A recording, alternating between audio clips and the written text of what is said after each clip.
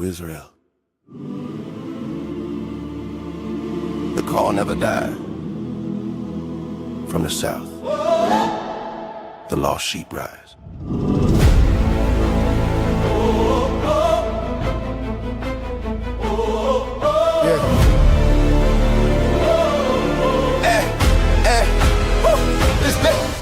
From Mississippi soil where the history haven't changed in the land, but the promise still steady. Names got taken, truth got buried, but the word still breathing, never went missing. Lost sheep scattered, still hear the tone. Shepherd calling, saying bring them home. Not a rumor, not a myth. Ancient bloodline covered in stitch, no crown on head, no throne in sight. But kings still walk when they live upright. Priests in order, hearts in check. Walking the path of Melchizedek. Order of Melchizedek. Hey, stand righteous, stand correct. No beginning, no end, we said. Walk in truth, no disrespect. Order of Melchizedek. Order of Melchizedek. Lost sheep found, hearts reset. Lost sheep found, hearts reset. From Tupelo we represent. From Tupelo we represent. Israel rise. Remember that. Remember that. Not here for hate, not here for noise. Here to rebuild men, women, boys. From prison walls to broken homes. Still hear Yah's voice through flesh and bone. Teach the law, apply the way. Faith works, lived every day. Not traditions handed down, but ancient paths we walking now. 12 tribes breathing, still intact. Truth don't change, that's fact. Scattered, warning, gathered again. Written long before the pen. Order of Melchizedek. Hey, stand righteous, stand correct.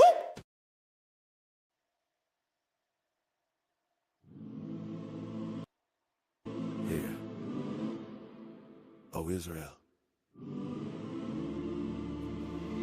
The call never died. From the south, the lost sheep rise.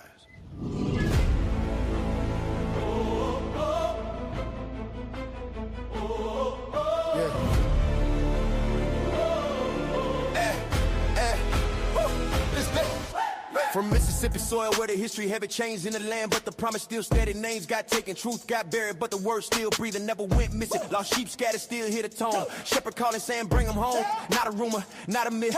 Ancient bloodline covered in stitch, no crown on head, no throne in sight. But kings still walk when they live upright. Priests in order, hearts in check. Walking the path of Melchizedek. Order of Melchizedek.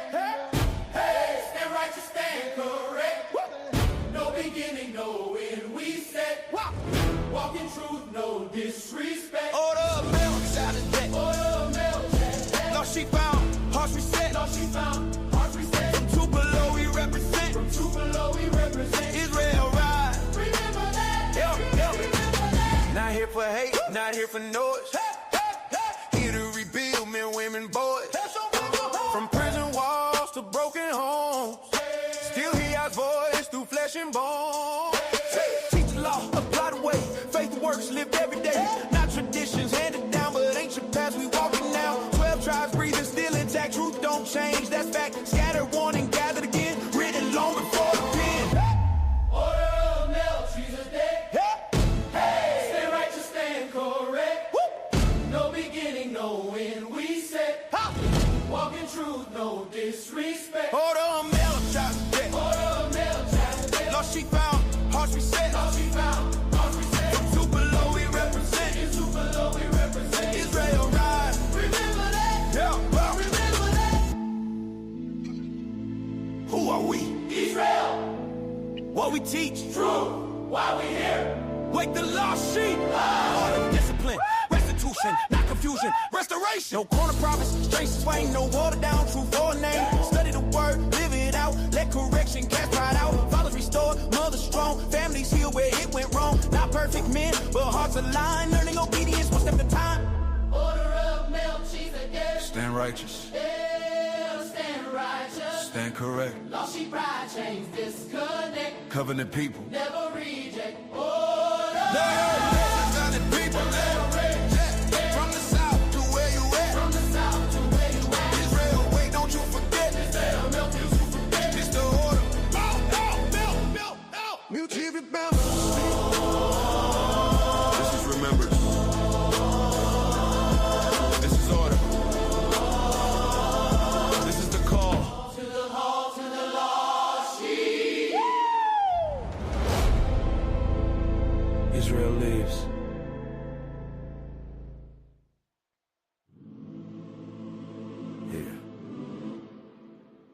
Israel.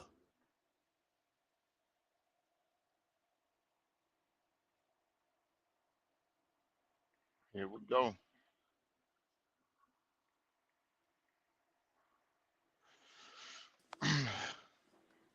All right, can y'all hear me? I sound loud and clear. Shit, loud and clear. Hebrew, Shabbat Shalom, Yes, Shabbat sir. Shalom. Shabbat Shabbat shalom. shalom. Shabbat shalom. Shabbat shalom, family. Welcome to the Shabbat class, the Shabbat morning class. Um, Hope everybody's having a blessed Shabbat, getting that proper rest, spending that time with the Most High. Today we got a good class coming up. Let me see. The title of the lesson for today is Rome, the empire that executed Christ. Rome, the empire that executed Christ. And we want everybody to chime in, get your pen and your paper together, get your sword out, follow us in the scripts. You know, it's best that you study to show yourself approved so you know this information for yourself instead of it just being told to you and you only getting it on a surface value. So follow along as best as you can. Once again, I pray that everybody's having a blessed Shabbat. And before we get started, we are not a hate group. We do not push hate towards any select group or any particular person. We teach out of the King James Bible with the Apocrypha, and any video that we use will be fair use. Fair use. But now that we done got all the subs and the mentions out the way, let me introduce the brothers on the panel for the Shabbat lesson this morning. At the bottom, we have the excellent elder brother Eliyahu in the building. Shalom, Hebrew. Shalom, Shabbat Shalom, family, Most High in Christ bless. May the Most High continue to bless each and every one of you all. Blessed be the name of the Most High, Yah, His only begotten Son, Yahushua Hamashiach Yahweh Shai. However you say his name, Jesus the Christ, as some know him as.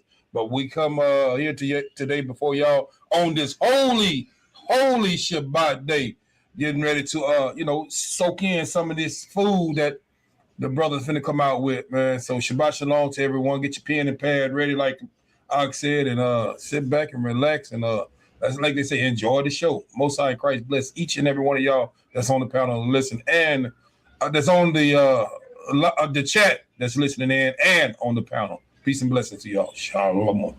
All praises, all praises, all praises.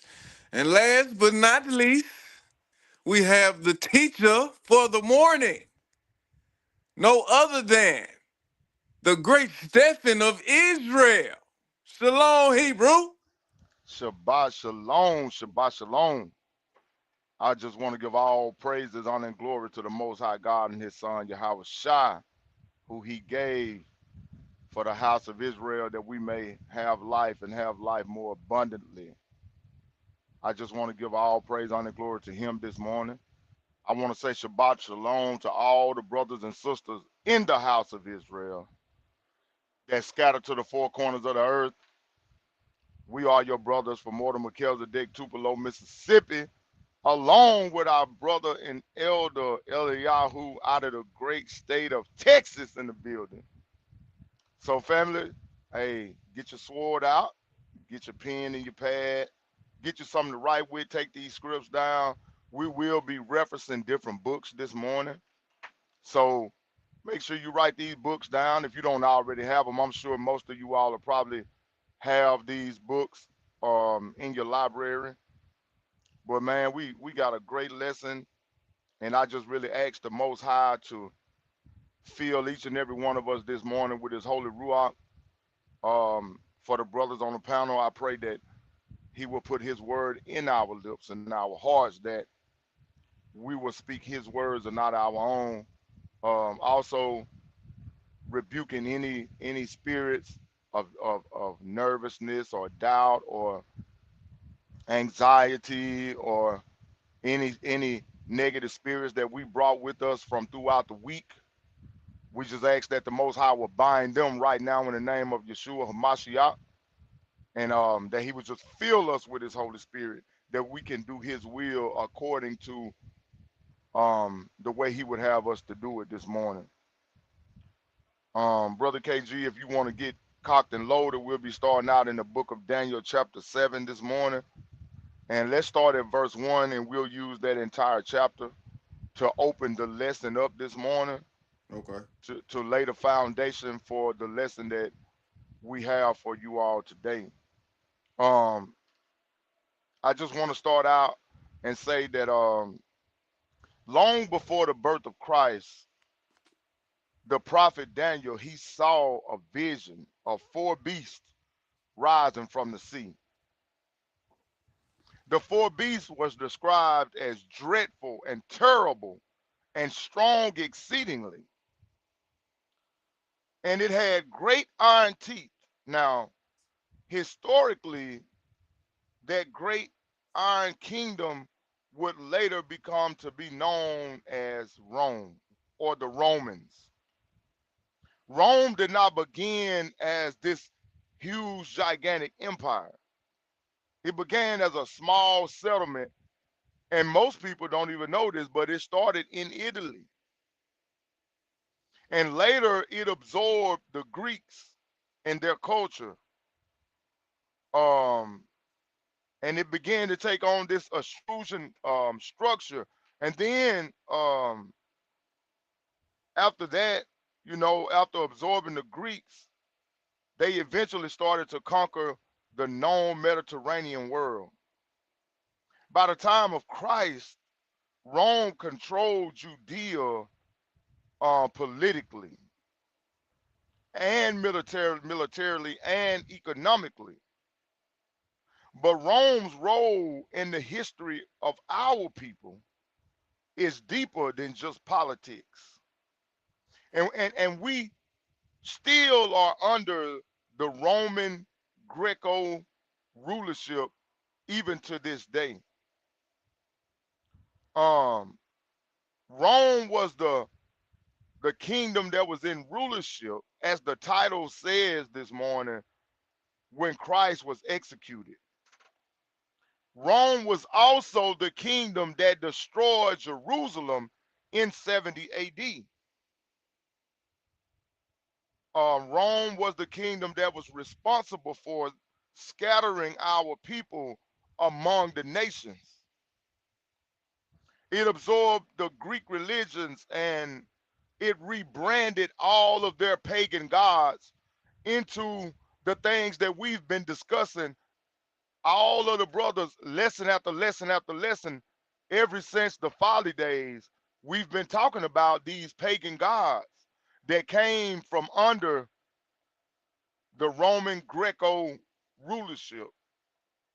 And all praises to the Most High, because, man, these lessons are all just tying together. And then Brother Mikael got a lesson that he gonna bang with on the Greeks, and then Brother Eliyahu got a lesson where he gonna bring it all together. So, hey, y'all stay tuned. This thing is only gonna get better and better, and more information is gonna continue to come out.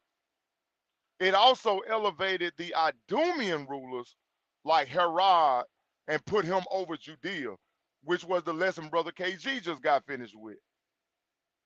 So in this lesson, what I want to do is just examine the lineage and the progenitors of who the Romans are, and show the Greek connection to Rome, show the connection to the Idumeans, the Herodian dynasty, Roman rulers, and how they played their roles in the house of Rome. I want to show Rome's part in the crucifixion of our sent Messiah, Yeshua HaMashiach, whom the world calls Jesus Christ. How they destroyed the holy city of Jerusalem. And I'll also show how Josephus wrote down through history and gave his testimony. And we'll be reading from this book, Josephus, the Essential Writings. And we'll be referencing this book this morning. So if you have this book in your library, hey, break it out and read along with us. Um, we'll be talking about um, the antiquities of the Jews and the Jewish war. And we'll also reference the book From Babylon to Timbuktu. And I have a few references from the book, The 13th Tribe, written by Arthur Koestler. Now, the scriptures that we'll be bringing out will support all of this information that we'll be bringing out from said references. So with that being said, family, let's dive into this thing. Brother KG, let's get started in that Daniel chapter 7 Hebrew, and we're going to read to verse 28. All right. Daniel Before chapter. before you start, Eliyahu or KG, do you, either one of y'all brother got anything? I don't have nothing right now. I'm listening in. Okay, all praise. Same, Bring it same out, here, Hebrew. bro. Same here, bro. All Daniel right. chapter 7 and verse 1. In the first year of Belshazzar, king of Babylon, Daniel had a dream and visions of his head upon his bed. Then he wrote the dream and told the sum of the matters. Daniel spake and said, I saw in my vision by night, and behold, the four winds of the heaven strove upon the great sea, and four great beasts came up from the sea, diverse one from another.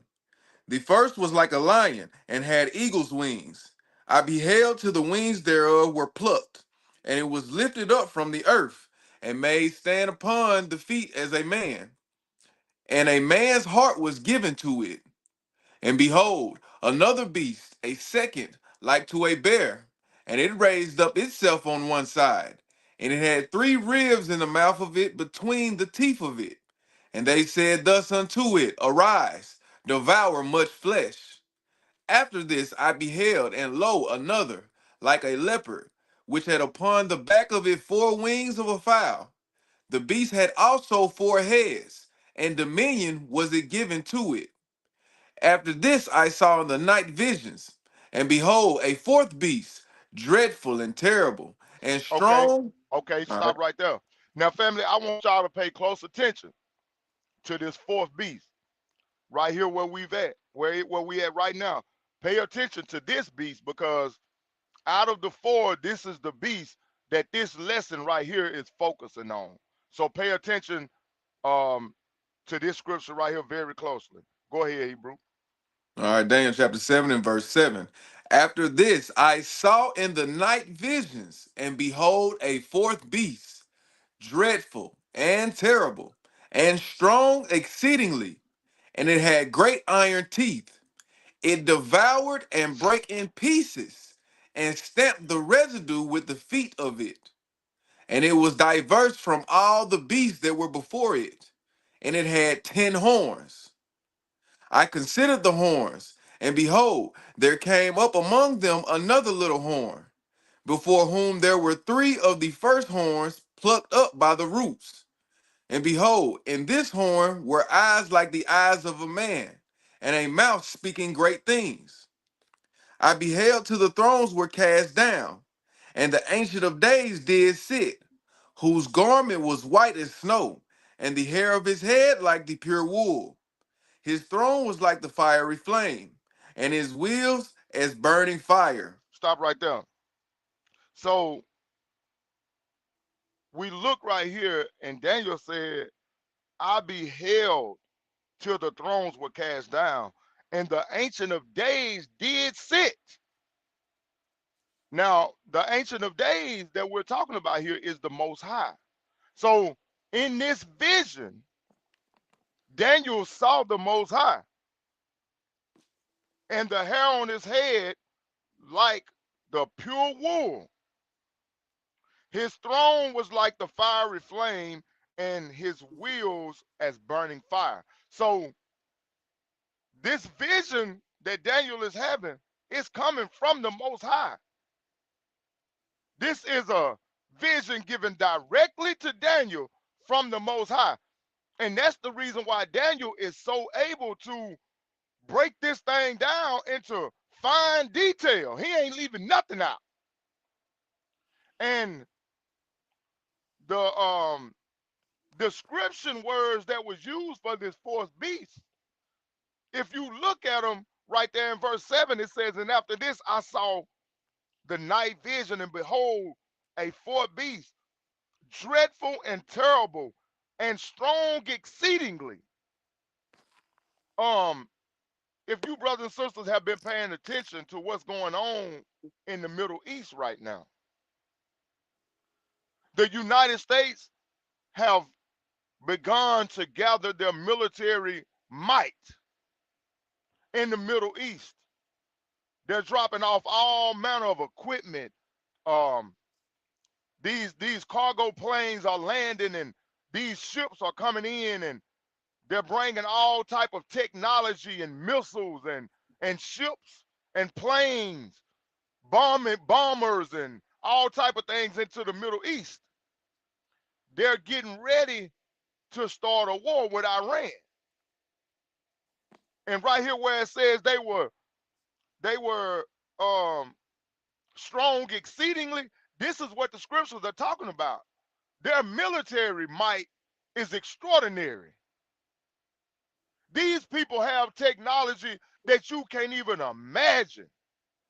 You can't even fathom the things that these people have to use against other human beings on this earth. These people are exactly what the Bible described them out to be. They are beasts. I didn't say it, the scripture said. It said, I saw a beast come out of the water. And this beast was exceedingly powerful. It said, and it had great iron teeth. You look at this stuff that these people have, this technology that to make blood run out of your eyes and your ears and your nose. These people have invented weapons of destruction. They spend trillions of dollars a year just on military might, and that's what this scripture is speaking about. When you come up against this beast right here, you better be ready, because they coming with all manner of stuff that you can't even imagine they got. I wish I had the video to share with y'all, but they had this company to create this suit that they soldiers can step up in it. It's kind of like some clothes standing up. And when they get in it and they bag into it, it wrap around their body. And once they're in it, it starts to follow their thoughts. And whatever their brain tells their body parts to move, this machine automatically do it. And it gives them like 1,000 times the strength of a regular man. Mm-hmm. Yeah, it's like they called it like Brother Warrior just said it's an exoskeleton suit. And That's what it is. in this exoskeleton suit, brothers and sisters, it enhances all basically what like Brother Stephen said, whatever your brain can process into doing, like almost like a superhero. Whatever a superhero can do, once you get in this suit and you think about what you're trying to do, you would be able to execute certain moves that the human body is not normally capable of doing. And just to add on to what Brother Stephen is saying, we have to understand that even we can go back. That's right, Sister Brenda Hill, just like the Terminator, except there's no metal flesh on the inside. It's flesh inside of a metal suit or a special material type suit. But like even in the times of the Nazis, um they have taken scientists even from that time up into this point from different locations, different areas in the world, and put them all in this one location. For an example, Area 51. They put them in places like this, and they have them working on these types of weapons that Brother Stephen is telling y'all about now. This has been going on for decades, and it's still going on today. That's why they have the technology that they have. But I digress. Go ahead, brother. Still, You can pick back up. You can pick that script back up where you stopped at. all right. Shalom, shalom, brother Yedidiah.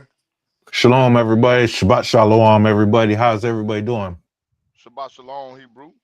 All Shabbat praise to the shalom. Most Shalom. High. Man, all praises. Hey, just real quick, bumping before y'all continue.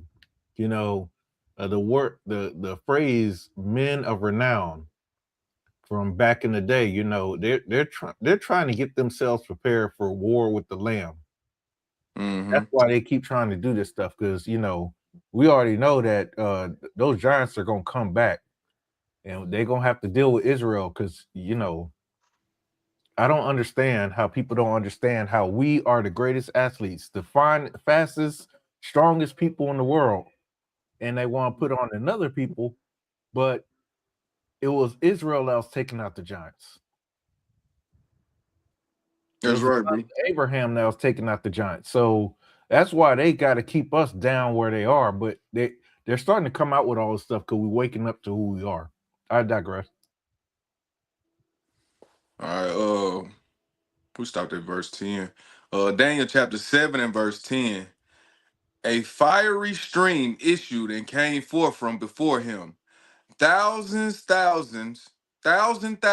ministered unto him, and 10,000 times 10,000 stood before him. The judgment was set, and the books were opened. I beheld then because of the voice of the great words which the horn spake. I beheld even till the beast was slain, and his body destroyed, and given to the burning flame. As concerning the rest of the beasts, they had their dominion taken away, yet their lives were prolonged for a season and time. I saw in the night visions, and behold, one like the Son of Man came with the clouds of heaven, and came to the Ancient of Days. And they brought him near before him, and there was given him dominion and glory and a kingdom that all people, nations, and languages shall serve him. His dominion is an everlasting dominion which shall not pass away, and his kingdom that which shall Salaki, and his kingdom that which shall not be destroyed. All praise to the Most High. So we see right here, Daniel saw the Most High give his son all power and dominion over everything, right?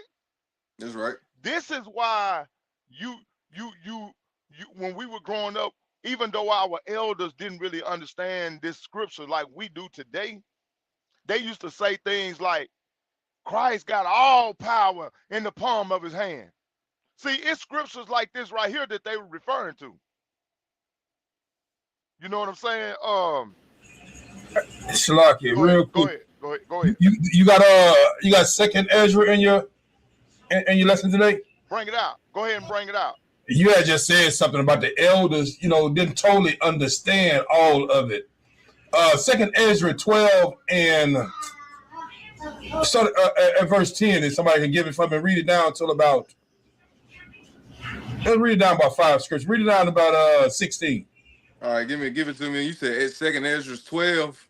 Yeah, second Ezra 12 and around, start at verse 10. Okay. Well, matter of fact, start at verse 8. Okay.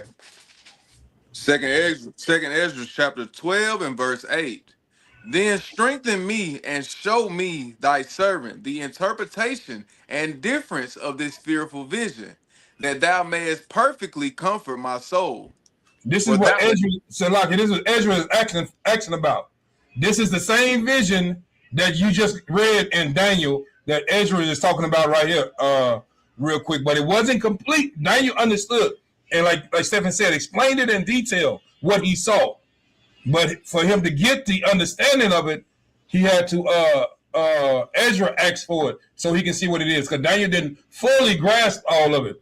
So again, we got the scripture to say we prophesied in parts. So we don't have all of it, but all of it will come together. Come on. verse 9. For thou hast judged me worthy to be shown the conflicts of the last time. And he said unto me, this is the interpretation of the vision. The eagle, whom thou sawest come up from the sea, is the kingdom which was seen in the vision of thy brother Daniel. That's That's what But I'm right. talking about. all right, verse 12. But it was not expounded unto him as I declare it unto thee. That's See right. that now Ezra say it wasn't expounded fully unto Daniel, like you were saying about our elders. They Mm-hmm. had some of it, they didn't fully understand it. Now That's we right. grasping a lot of it now. And with this, if y'all just go ahead and read, I don't want to deviate too far from it, but read it down to about 15. And if y'all go ahead and read Second Ezra, you'll start to get the full understanding of what Daniel was talking about in Daniel, what we read 7. Go ahead, brother All right, KG. verse 13. Behold, thy time is coming, that there shall rise up a kingdom on earth, and Uh the huh. same shall be more terrible than all the kingdoms that were before it. And the same shall 12 kings reign, one after another. This But is when the Rome. This is what they're talking about, Rome, or this beast, this Babylon. Because we can go to the 12 and show those 12 rulers of Rome, but I'm not gonna go into that. Read 15. No, go read on down to 15. All right, that's the one we was on, verse 15. But when the second shall begin to reign, he shall have charge of that kingdom the longest time of the 12. That's And it right there. That's pretty much it right there. And if y'all read that on down, y'all can see and get a better understanding of what Daniel was talking about, and it will bring you all over to the lesson what the brother finna bring out right now. But go ahead. That's it. That's all I had. and just Salaki, just to give perspective on what Eliyahu was saying, this would be the 12 Caesars of Rome. The Eliyahu is pointing out. So in your own time, for the sake of the love, for the sake of the lesson, we could show it now, but we don't want to drift away from what Brother Stephen is trying to build up here. But for the sake of your own time, look up the 12 Caesars of Rome, and this will be who these scriptures are talking about at that particular point in time. Go ahead, Steph.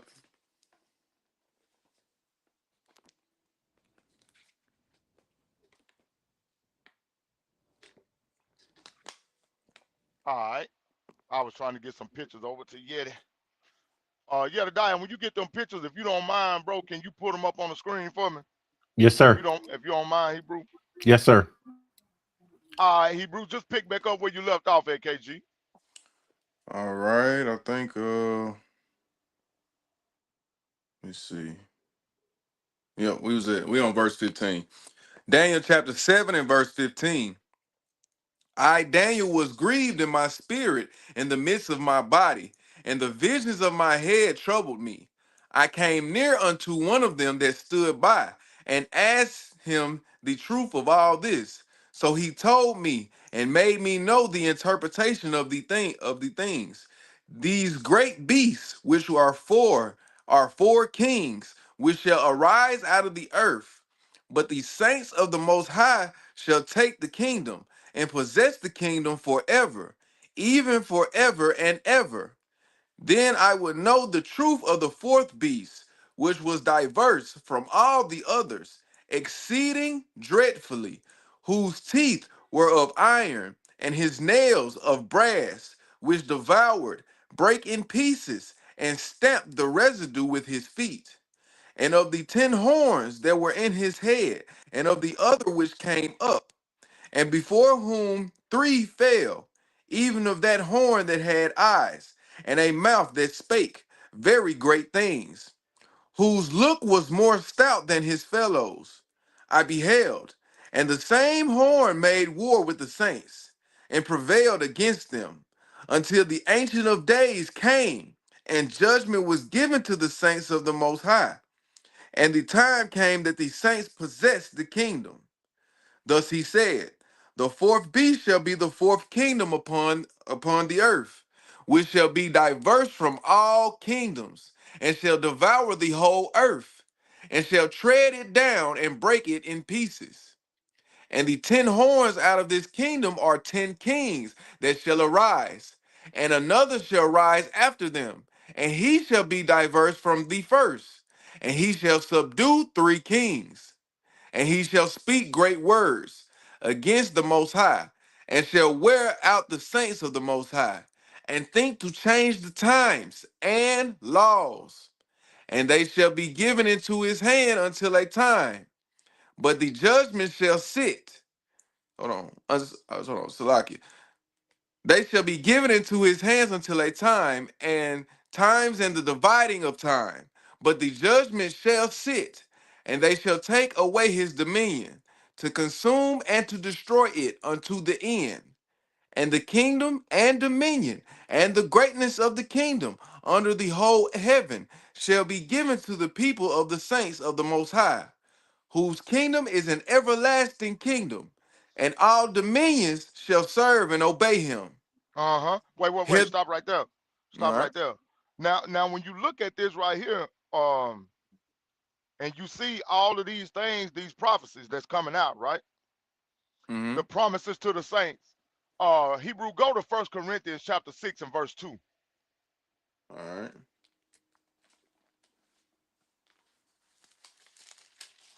Almost there, bro. 1 Corinthians chapter 6 and verse 2.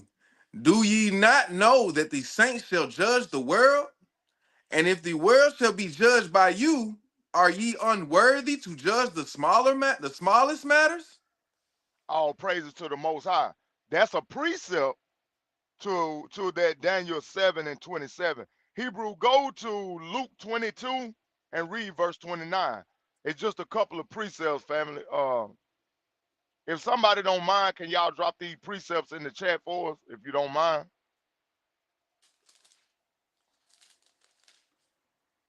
Said Luke 22 All and 9. praises. Thank you, sis.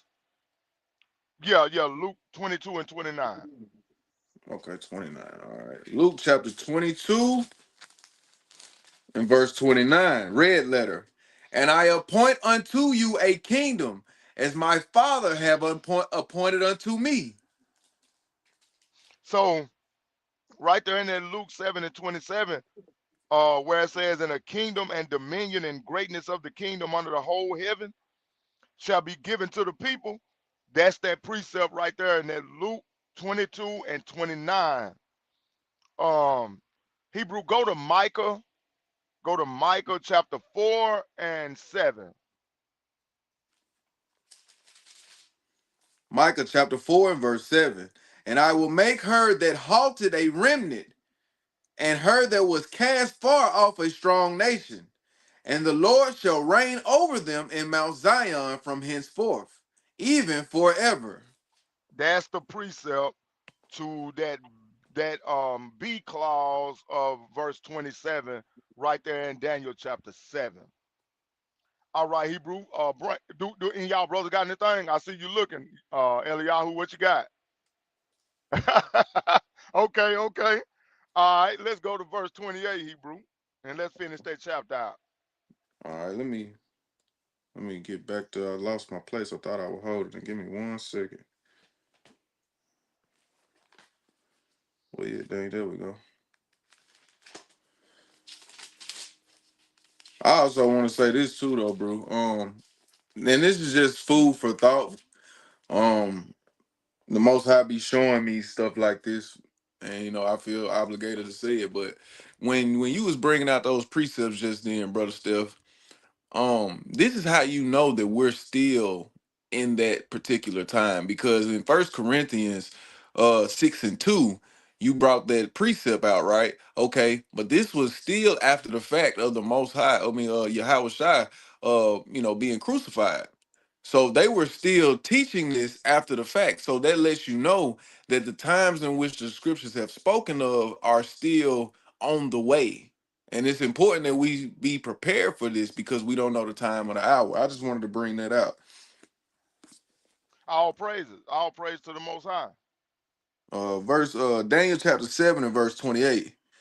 Hitherto is the end of the matter. As for me, Daniel, my contemplations much troubled me, and my countenance changed in me, but I kept the matter in my heart.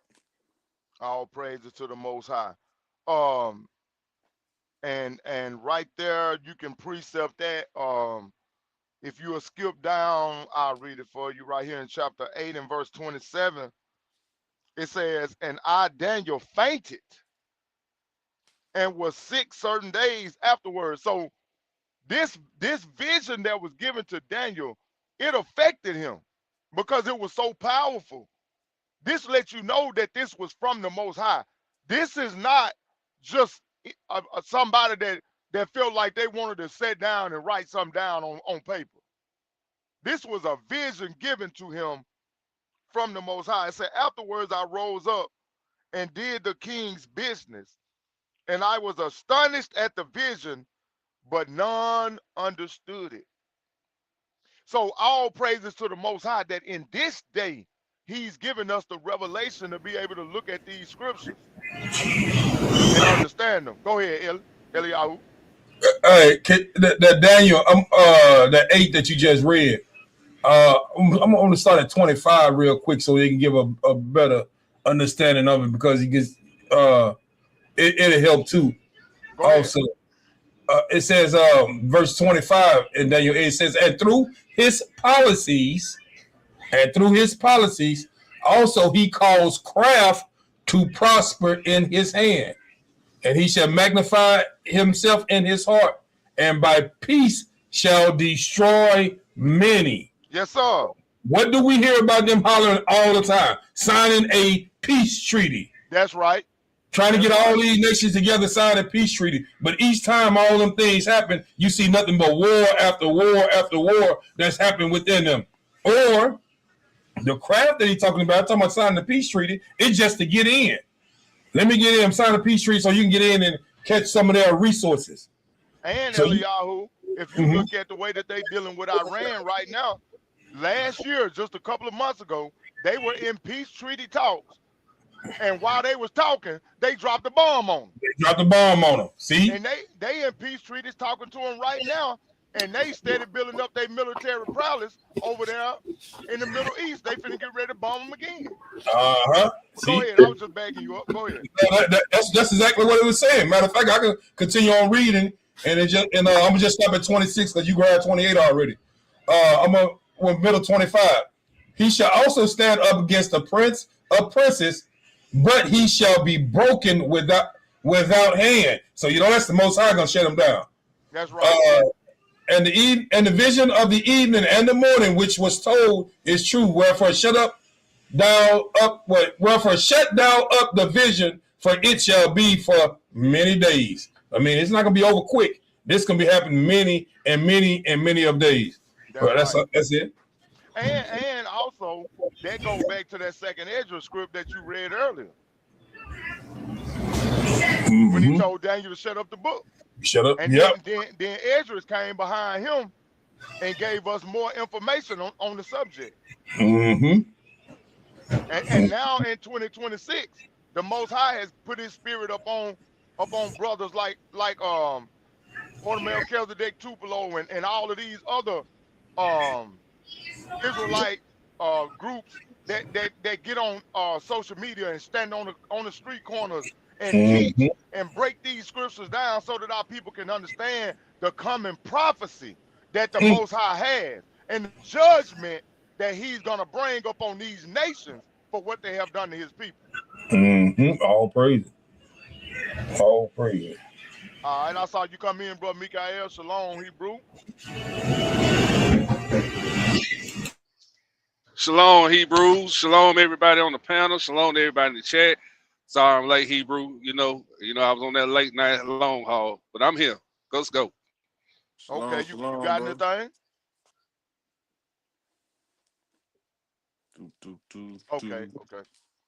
Okay. Now, brother Yet, if you don't mind, Hebrew, let's pull up a couple of those pictures that I showed that I sent you. How'd you send it up? I sent it in a text message in the group text. It didn't come in yet. Okay. I'm sorry, it hasn't come in yet at all. Because I sent a text that said text or email. If it's in that group that we in, I don't see it. I don't Okay, see it. okay. Nah, you sent it, bro. You sent it, bro. You just put it in the wrong group chat. Cause I see it. Oh, okay, okay, I okay, see it. okay, okay. Hmm. I'll resend it. I'll resend it, Hebrew. Gone up.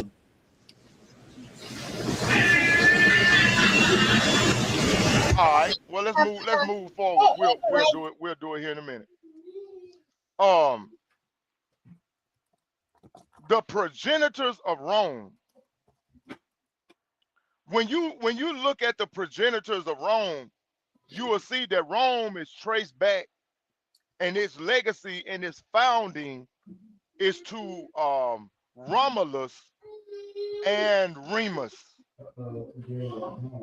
This was in 753 BC. Now, historically, hey, Mute. everybody mute. Y'all, everybody mute up for me if y'all Yeah, don't mind. you might have to mute him. Okay. Y'all Okay. see it? Nothing came in yet. No, Okay. you. I'm finna send it to you again, Hebrew. Give me a minute. Yeah, you got a lot of back. Hey, Yeah, KG, can you send those to Yedidiah for me, Hebrew? Yeah. I'm on it. I'm on it. Okay. Rome traces back its legendary founding to Romulus and Remus, Remus, and this was in 753 BC. Historically, Rome developed from the Latins, the Sabines, and the Etruscans. Now, unlike the house of Israel, Rome's lineage is not traced through scripture or genealogies. Instead, the identity of them is tied to their military expansions throughout the world. And they wrote it in their books. Um, and they pushed their culture and their history onto everybody else. They later absorbed the Greek philosophy and their religions after conquering all of the Greek territories. See, Esau don't care about turning on his own people. He don't care about turning on you. He don't care about turning on his children, his grand. They don't care. All they want is power, power, power. Now, when we look at the Maccabees and we talk about Alexander the Greek, um, his empire was fractured in First Maccabees chapter 1. Um, and eventually Rome absorbed all of the Greek territories. And they didn't destroy all of the Greek culture. They adapted it. You got under the Greeks, right? You had a god called Zeus. But under the Romans, you had a god called Jupiter. You in the Greek, you got Ares. In Rome, you got Mars. In Greek, you got Hermes. In Rome, you got Mercury. In Greek, you got Aphrodite, and in Rome, you got Venus. Um, the Roman religion was deeply and it was pagan and it was political. See, they made their religion politics. And you can see that alive even today here in America. When you hear these other nations talk about their religion, it's tied in to the way that they do politics. If you ever go visit a church from the Edomite nation, you will see that in their churches they discuss politics. They discuss stuff that's going on the news, and they discuss financial stuff in their churches. If you ever go visit them, you will see what I'm talking about. Um, and later they would start to worship emperors. And then later on in history, it became mandatory for you to worship the emperor. And if you didn't, they would put you to death. And just like in Daniel chapter 7, and you look at verse 7 when it talked about the fourth beast, Daniel prophesied both the four kingdoms. The fourth kingdom is understood to be Rome. And in Daniel chapter 2 and verse 40, it talks about this iron kingdom breaking all things, how it absorbed all the other nations and took over them. And then they took their culture and intermingled it, and they started creating their own culture. But they took certain things from other cultures just like they do today. And So, then go ahead, Pictures go up, ahead. pictures up. Okay, we'll bring them out here in just a second. Salaki, Um, bro. I want to add on to what you're saying, because we went over this in the Tuesday class. A lot of the with the Romans and the once again you had the Roman Republic, which is what the Roman Empire ended up consuming. And then in the Roman Empire, you had the 12 Caesars that we had brought up earlier. But in the midst, the reason why the Roman Empire was so vast is because when they conquered other nations or they conquered other little small areas, they made people learn Latin, but they allowed them to keep their religions, and they also allowed them to keep their language for certain reasons. Latin was mostly used for taxation and commerce, basically, but all the other original religions, it was used for the sake of people communicating for their religion. That's why in the time of Yahweh Shai, in the time of the disciples, they had so many different people around them speaking different languages. That's why it was still Gentiles that spoke Greek. That's why it was still Gentiles that spoke Scandinavian. And for those who don't know what Scandinavian is, that's a Viking, that's a Viking language kind of. But just to give an idea of what Brother Stephen is talking about. Also to add on to this, if anybody has not watched these movies, I recommend that they watch Gladiator 1 and Gladiator 2. Uh, in both movies they show you what is exactly going on in these times. It shows you how Rome was taking over Viking territory, so on and so forth in Gladiator 1.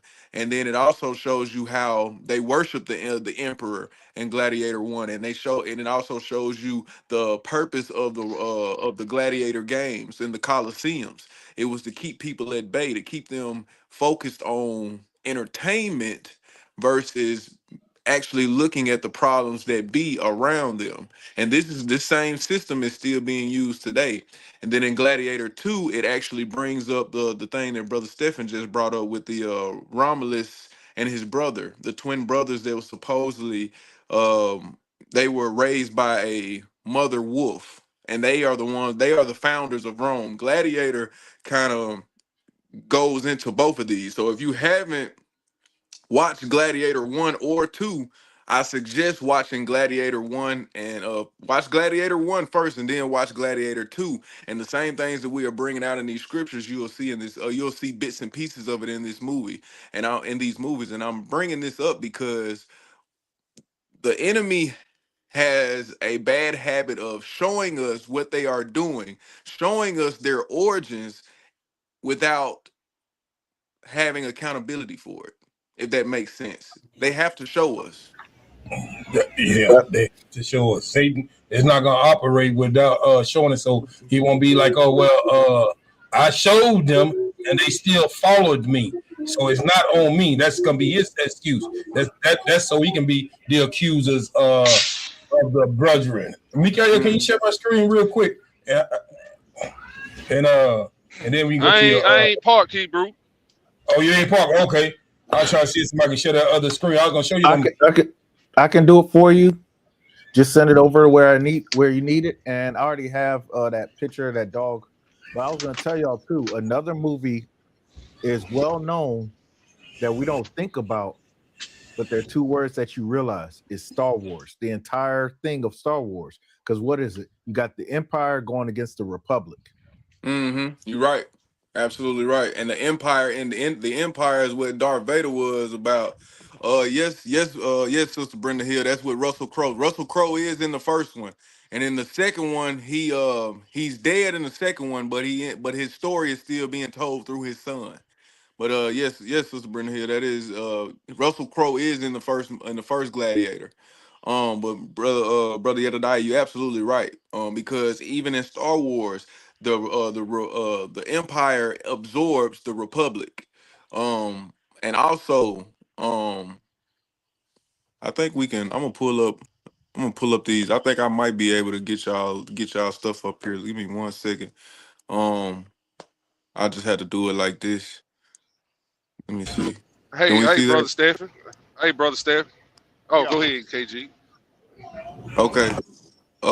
This is the Romulus and his twin brother that we were just telling you about. Now in Gladiator 2, you will hear bits and pieces of this story when it comes in place.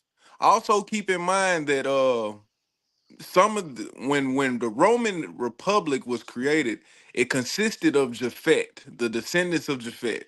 But by the time that the Roman Empire came in, it got absorbed by Idumeans and the Spaniards, I guess you could say, or the maybe I should say Spaniards or Italians, but they would still be considered Idumea.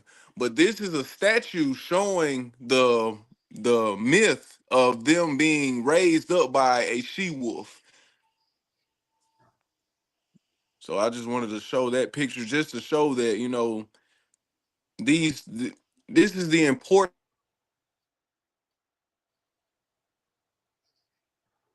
You went out, KG. Hear me now? Yeah, Can yeah, y'all yeah, hear yeah. me You now? back? Yeah, yeah. We can Loud hear and you clear, now. loud Okay. and clear. Go ahead. Okay, this right here, brothers and sisters, is the importance of knowing your history. These are things that we probably didn't really get to study while we were in school, or we probably was never introduced to it all together. But these are things. This is why it's important to connect the history with the Bible. And yes, in today's project, Denzel Washington is in the second one. I watched the movie and I don't recall seeing any stuff. I think the scenes that happened in the scenes that you're talking about, I think they ended up getting cut out the movie. But They did. but he definitely was in the movie. But I believe those scenes, like Eliyahu said, they did get cut out the movie. Because when I watched it, I was actually watching it to look for that because I wanted to see if they really put it in the movie, and they ended up not putting it in the movie. But this is just proving that the history matches up with the Bible. Um, Let me see, and I'm gonna give it back And to and you in and just a second, also Steph. and also just to this picture on the screen. Yeah, keep it up there, yeah, to die if you don't mind, Hebrew.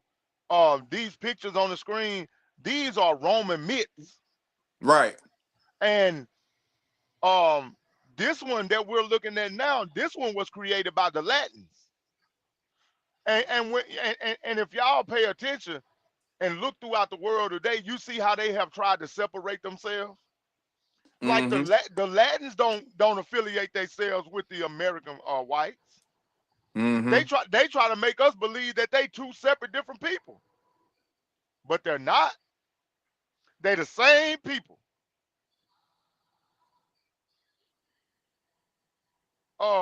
I got another picture.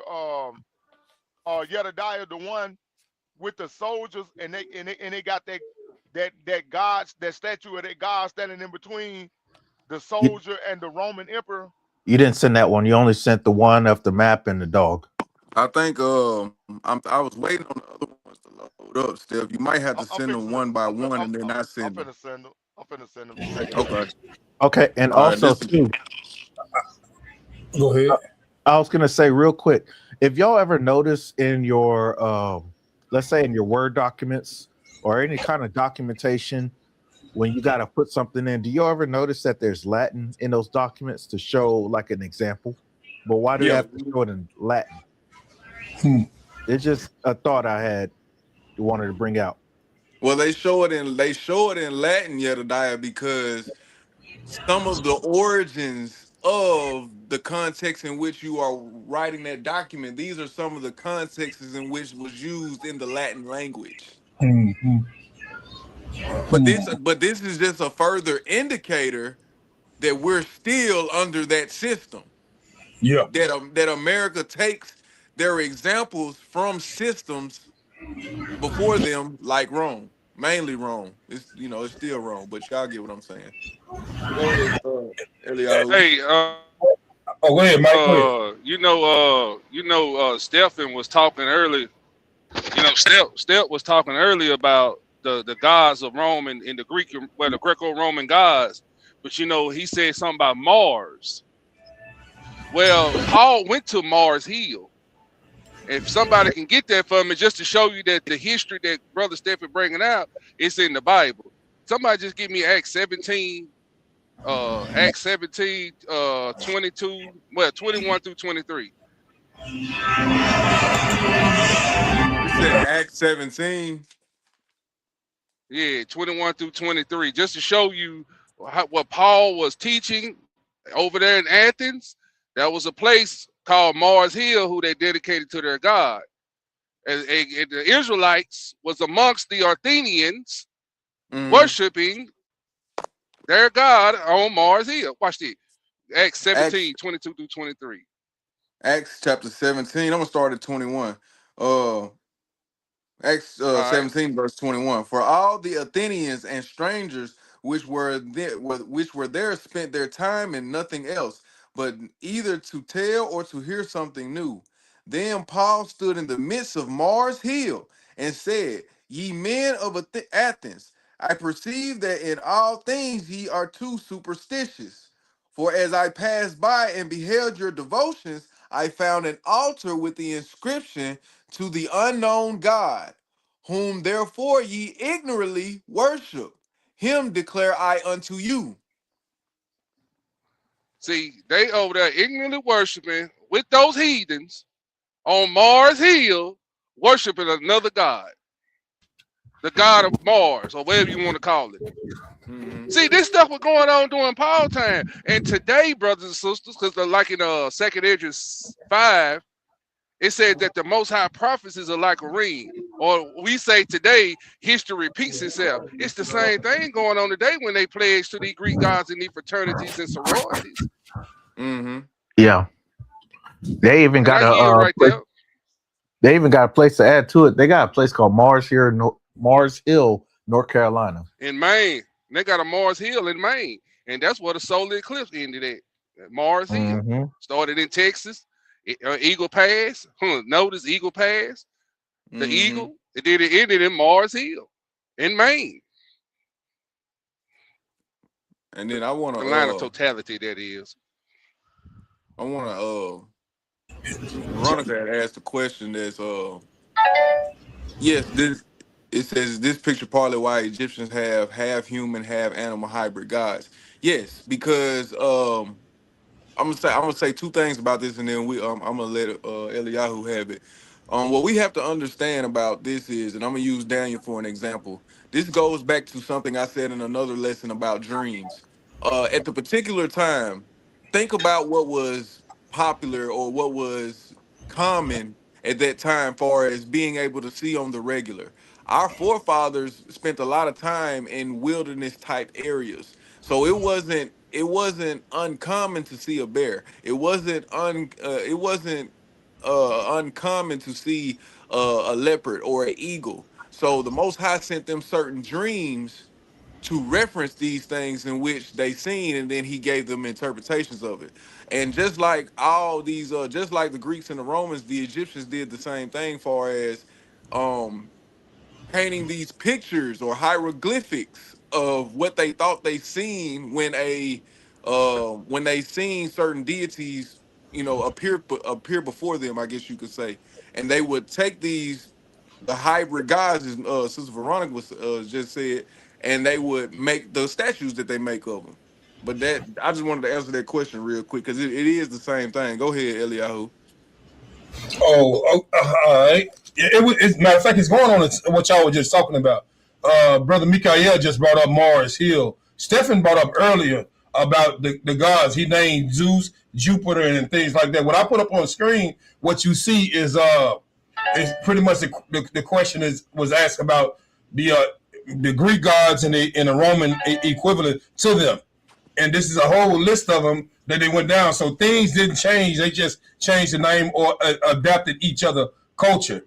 And then we were caught up under Greco-Roman occupation. So we was torn in between, or we was mostly conquered by the Greek, then they were conquered by the Romans, and then we was following both of them, which whatever one agreed to, whatever our liking was. Just like today, just like today, we had fell up under this spell of Christianity, following white Jesus. That everybody see is just going to be another one of these deities or gods that they have painted. But as they were following all of these so-called gods that they have here, I don't know, I didn't even get to count them and see how many it is. But you see, Zeus was Jupiter, Hera was Juno, Poseidon was Neptune, all the way down, and all of them was their equivalent to what they did. Like we talked about Ares and Mars, there was gods of war. Mars was more revered in Rome. You got Athena and Minerva, wisdom and craft and strategy. All these gods from the Greeks and Romans, they were the same thing. But we know that we only serve the Most High God, only one that we serve. But they had all of these. But our people today still continue to look into these things and follow the ways it is. And when I was a child, I used to love watching these movies that had these so-called Greek and gods and all those things in there. But then once you come in, you start to realize, hey, man, that was witchcraft. But go ahead. All praise to the Most High. All right, all praise, man. Y'all brother bringing out a lot of good information, man. Well, let's go on to the next section of it and see if y'all brother can bring any of this information out as well. Brother Steph. Somebody got a lot of background noise. It's me. I was trying to add one little thing to this. What Eliyahu was saying. Is that all right? Go ahead. This is how much Roman influence has on us. Number one, if you remember, and then New York, they call it. We get a high fade or a low fade, but what do they call it? A Caesar haircut.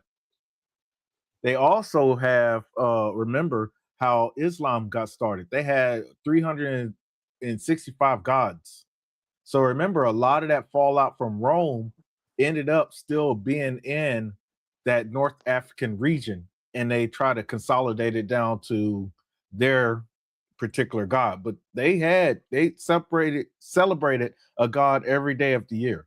I just digress. I just wanted to bring that out. All praises, and I think we talked about that in brother KG lesson the other night about all of those different gods that they had, even the months and the days of the week. They had a god for every month, for every day of the week, Wednesday, Monday, Tuesday. Those are gods that they worship. So now we're going to talk about Edom, Idumea, and Herod. After the Babylonian captivity, the descendants of Esau, they started to occupy the southern part of Judea. In Greek, these people were also called Idumea. And Brother Mikael and Brother KG brought this out in their lessons as well. John Hyrcanus was the Hasmonean ruler, and he forced the Idumeans to convert to Judaism. And this happened in the 2nd century BC. Now, from this line came Herod the Great. He was an Idumean appointed king over Judea. He was appointed this position by Rome. And this is what everybody got to really grasp about these people and their politics. The same way that they have ambassadors today, like you may have an American ambassador in Egypt. You got an American ambassador in Russia, they have embassies that they set up all over the world with people that they send to these places. And those people handle the affairs of the United States or Rome in every country. They got ambassadors everywhere. They have embassies. And on these embassies, even the governments and the militaries of said countries can't even come on that property without permission.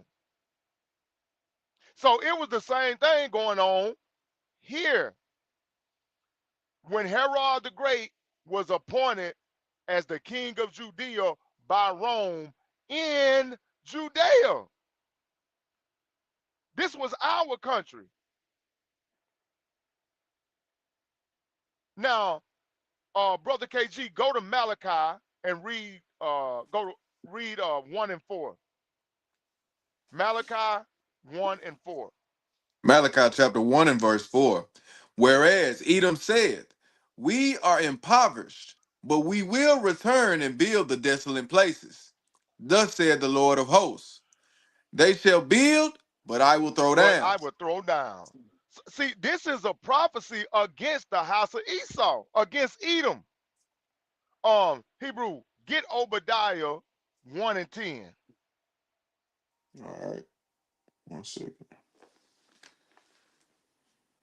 Well, yeah, Obadiah, there you go.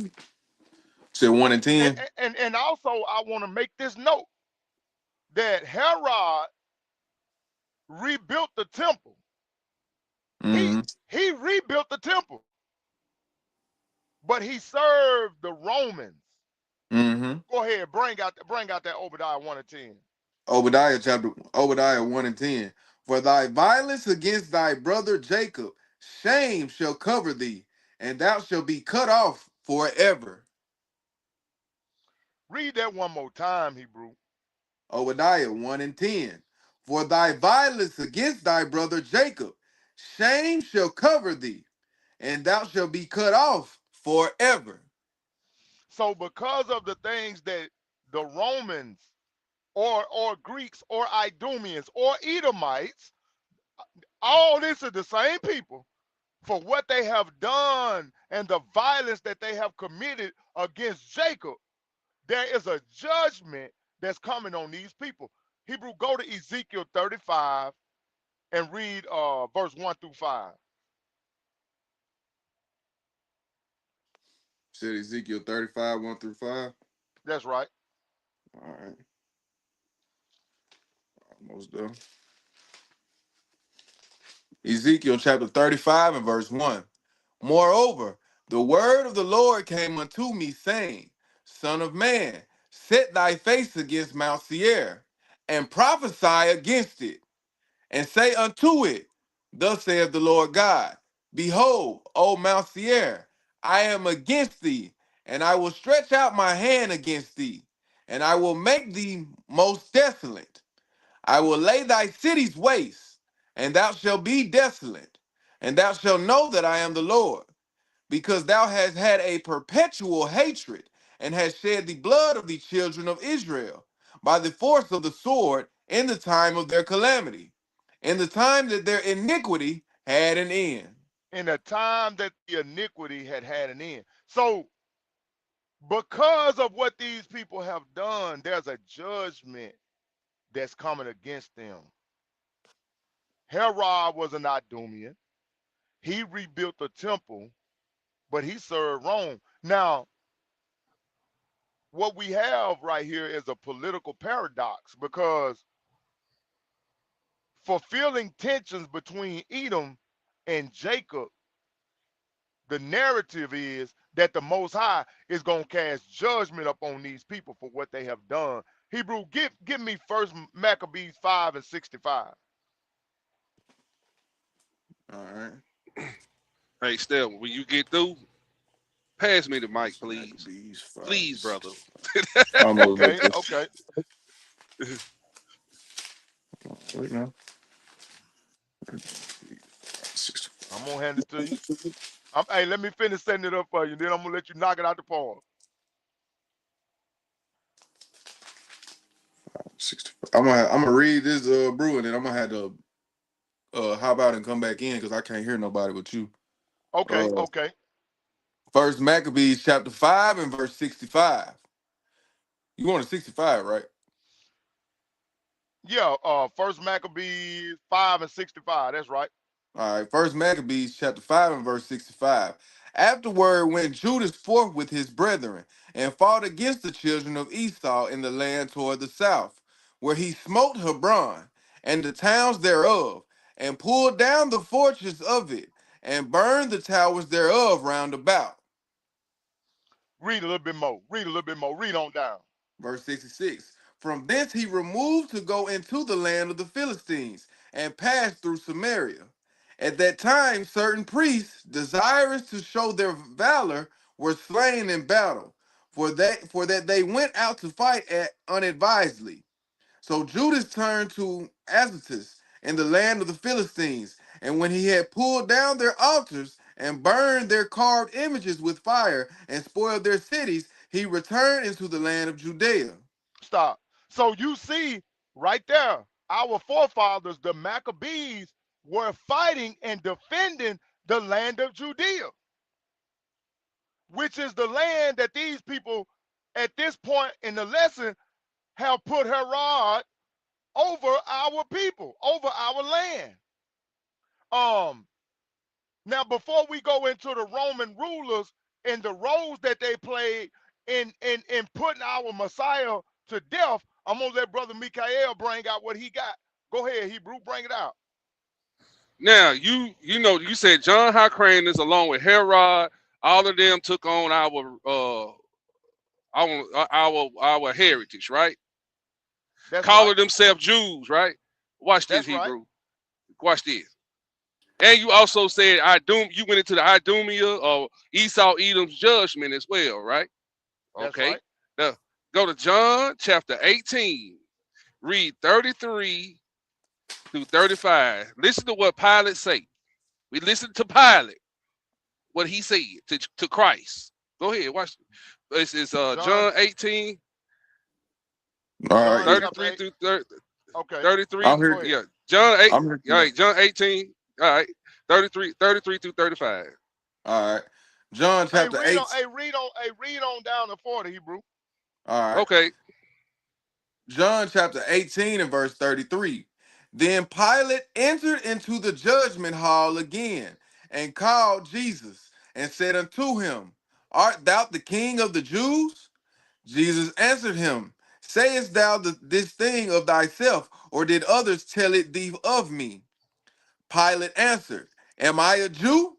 What he Thine own, say? am I a Jew?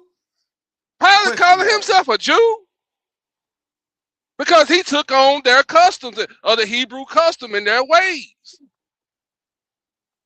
So history bears record that these people, along with John Hyrcanus, belong to Herod, building the temple. They're going in there doing our worship, mixing in their pagan gods and their pagan ways, and then calling themselves Jews. Keep going, Hebrew. Pilate answered, Am I a Jew? Thine own nation and the chief priests have delivered thee unto me. What hast thou done? Jesus answered, My kingdom is not of this world. If my kingdom were of this world, then would my servants fight, that I should not be delivered to the Jews. But now is my kingdom not from hence. Pilate therefore said unto him, Art thou a king then? Jesus answered, Thou sayest that I am a king. To this end was I born. I'll turn the page. And for this cause came I into the world, that I should bear witness unto the truth. Everyone that is of the truth heareth my voice. Pilate said unto him, What is truth? And when he had said this, he went out again unto the Jews and said unto them, I find in him no fault at all. But ye have a custom that I shall release unto you one at the Passover. Will Salakia. ye? Hey, stop Mhm, right there. The mhm. brother Yeti, will you put those pictures of Julius Caesar up on the screen that I sent you, Hebrew? Yeah, it's up there. You gotta just I don't have There administrative it go. rights. There it go. Yeah. There it go. There it go. Okay. All right. Go ahead, KG. All right, verse 39. But ye, I'm gonna read it again. But ye have a custom that I should release unto you one at the Passover. Will ye therefore that I release unto you the King of the Jews? Then cried they all again, saying, not this man, but Barabbas. Now Barabbas was a robber. Now, Pilate called himself a Jew. So this should give you more clarity in Revelation 2:9 and 3:9 when Christ said, I know the blasphemy of them that say they are Jews and are not.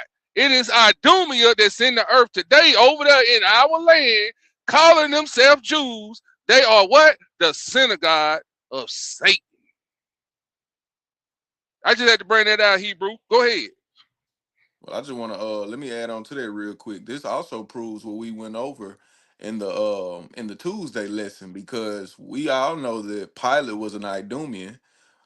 And not only that, he said, but ye have a he said two things that I wanted to bring out. He said, but ye have a custom that I should release unto you one at the Passover. Okay, he knew about Passover, and he knew about another custom that pertained to Passover. The only one, I mean, the only way you know that is if you were taught that, or if it was brought to your attention in some kind of way. I digress. All praise to the Most High. Brother Eliyahu, All right, come on with it. Come on with it. uh, did you are you at home, Hebrew? Yeah, I'm at home. I'm at home. Okay, did you get those texts I just sent you? Yeah, I just got some. Yeah, I just got it. Just got it. Okay, okay. Do you have administrative? You can put them up there, No, can I don't have administrative rights on, to y'all's. I got him. I Channel. got him. Just let me know when y'all want to put it up, and I'll be able to put it up. Okay, put up another one of those Julius Caesar's pictures that I signed. All right. Whenever, let me know when.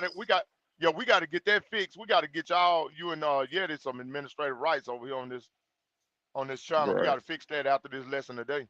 Right. We got one. We got one on the screen right now, but Yeah, I sent you a couple of more. I just wanna. It's one that's a statue. They got him standing up. okay. I'm gonna wait on. Yeah, the diet got to load it up. When he load it up, I'll put it on the screen.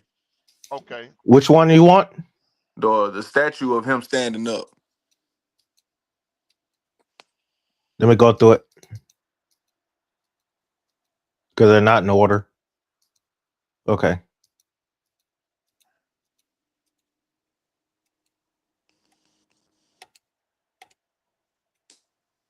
Yeah, that one Yeah. right there.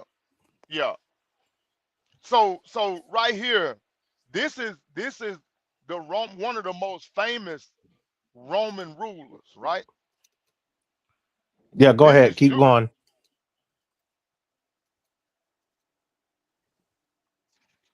Yeah, that's the one I was talking about right there, Hebrew. I think that's it. Yeah, that look Uh like it. uh this Julius Caesar, this is the one that ended the Roman Republic, right? Mm-hmm. He had centralized authority. Now, Augustus Caesar was the emperor during the time of Christ. Hebrew, go to Luke chapter 2 and read verse 1. All right. Luke 2. Luke chapter 2 And and and verse. and this one on the screen, the other one that we showed first, that was Julius Caesar. This one right here is Augustus Caesar that's on the screen right now. Go ahead, Hebrew. Bring it out. Luke chapter 2 and verse 1. And it came to pass in those days that there went out a decree from Caesar Augustus that all the world should be taxed. So keep reading. Read a little bit more of that, Hebrew. Verse 2. And this taxing was first made when Cyrenius was governor of Syria, Mm-hmm. and all went to be taxed, every one into his own city.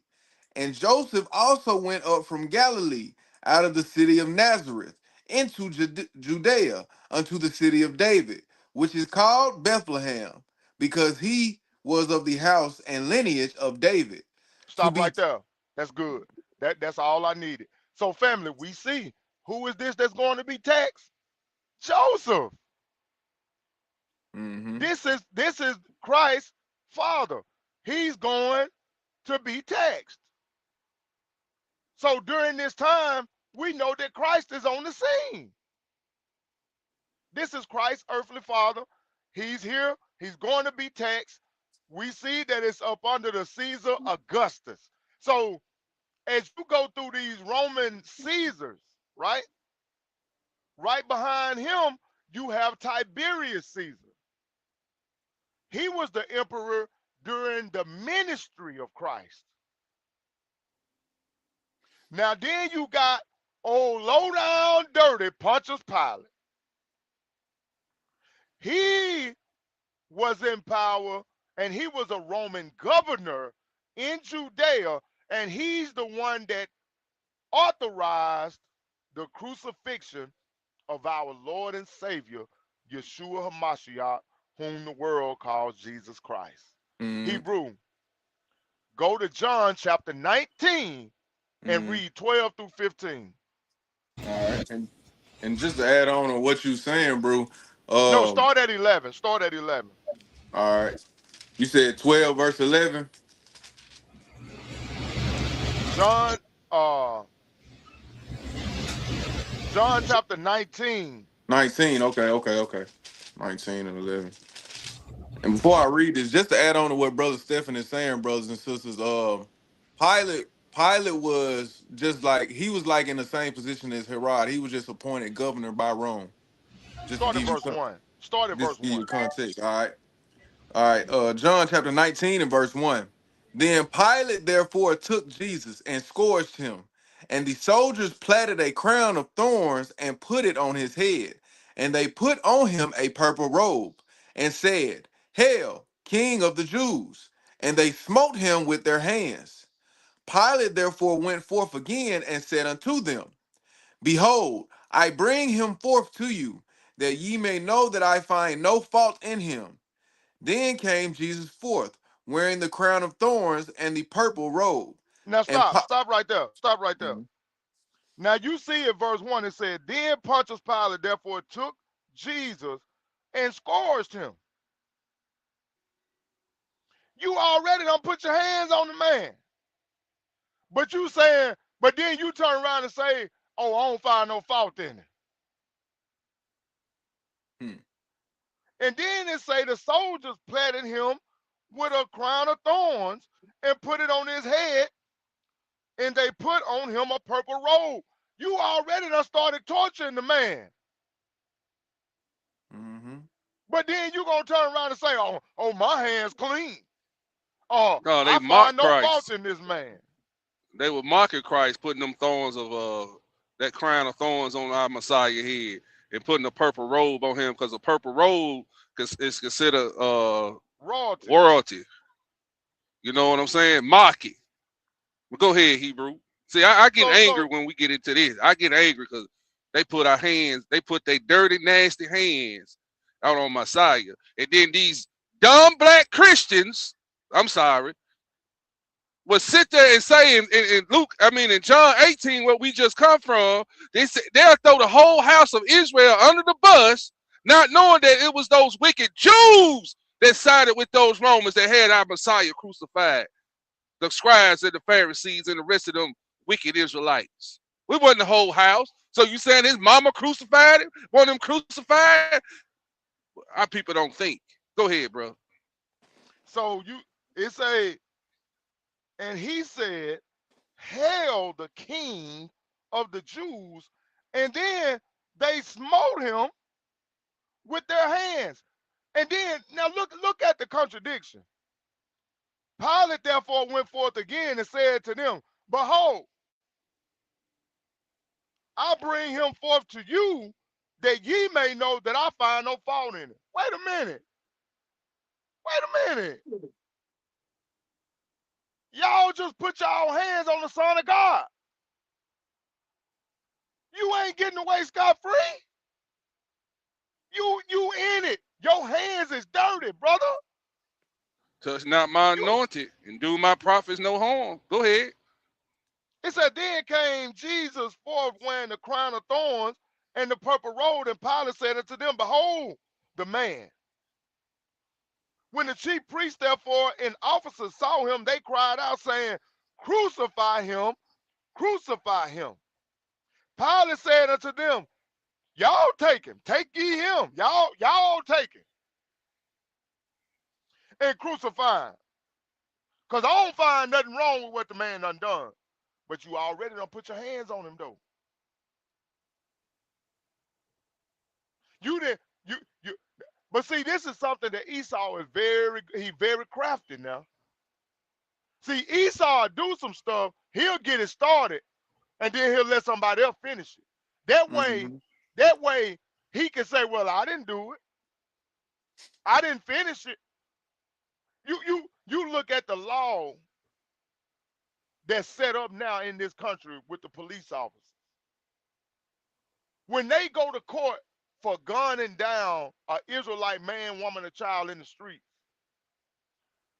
the judge would throw out every action that that officer had taken leading up to the time when he pulled the trigger. This is a law, y'all. This is a law. Mm-hmm. By law, that judge got to disregard everything that led up to the time when he put that gun on him and shot him in the back of the head.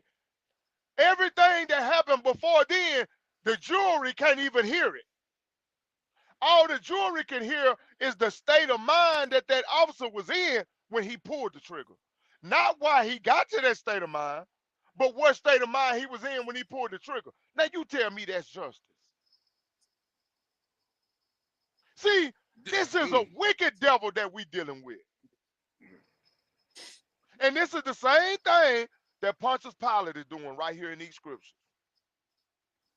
And they So doing it like, right now in our face today. They doing it in our Yes, face mm-hmm. today, sir. brother Stephen. Let Yes, me give you a sir. good example. Let me give you a good example. Now, the wicked Jews had Pilate, Pilate try to wash, throw rocks and hide his hands, basically what he was doing. Well, Mm-hmm. Pilate is the FBI today. Look what they did to Malcolm. Hired wicked men, black men, to go in there and kill that brother, and then sit back and wash their hands and send them brothers to prison and act like he didn't have the government, the federal government, act like they didn't have nothing to do with it. Mm-hmm. They were doing it yesterday during Christ's time. They doing it now. And then act like they the more authority of justice and equality and So, righteousness in the earth. so, so Wicked. like, Go well, ahead, brother. just to give you just to give the brothers and sisters a deeper interpretation of what Brother Stephen and Mikael is trying to bring out here. Look at it from this perspective. Let's look at the historical facts. We have already proven that the Roman Empire allowed people to have their own religion and operate within that religion. So what Pilate did, he did what a governor appointed by Rome would do. That's why he said he seen no fault in him, because according to Roman politics, it was okay for the Yahushua to do what he did. But he also knew the Jewish customs, quote unquote. And when he seen this, when he knew this, and that's why once we go back to what we was reading in when he said, I see no fault in him, but I know y'all have a custom in Passover. He knew that their law would end up executing Jesus anyway, because of the customs they had we have within the law at that time. That's why when he's saying when it says the Jews answered him, we in verse 7 it says the Jews answered him, we have a law, and by our law he ought to die because he made himself the Son of God. See, that's where, like I said, once again, it goes back into knowing the history part of it and understanding what really happened right there, because Pilate was trying to operate under Roman authority. but but because of the loophole in that law, the Jews were able to say what they said in verse 7. Now let's correlate this with it. Now let's correlate this with today's time. We'll use Martin Luther King as an example. Or we could use the Black Panther Party as an example. It was okay, and under American law, it's okay for you to start a type of group that supports a certain A, B, or C thing. But if you are still considered a terrorist within America, which they ended up implying to the Black Panther Party, they then find a means to get you out of the way. They find a means to assassinate you. Hence is why the Black Panther Party went through what it went through at the time in which it did. They had people to infiltrate. Then they put drugs on the streets, and drugs ended up breaking up the Black Panther Party even more. See, they use the loopholes within the system to still get the things done in which they really want to do anyway. But That's I right. digress. That's right. I got Uh, something to say about that. Oh, go ahead. no, go ahead. Go ahead, brother. Go ahead, yeah. I, I need to show y'all something to bring it to today. I don't know if y'all know about this, but there's a judge named Sylvie Reynolds that gave the following sentences to these three men, just so y'all can see how much what these brothers are saying is true.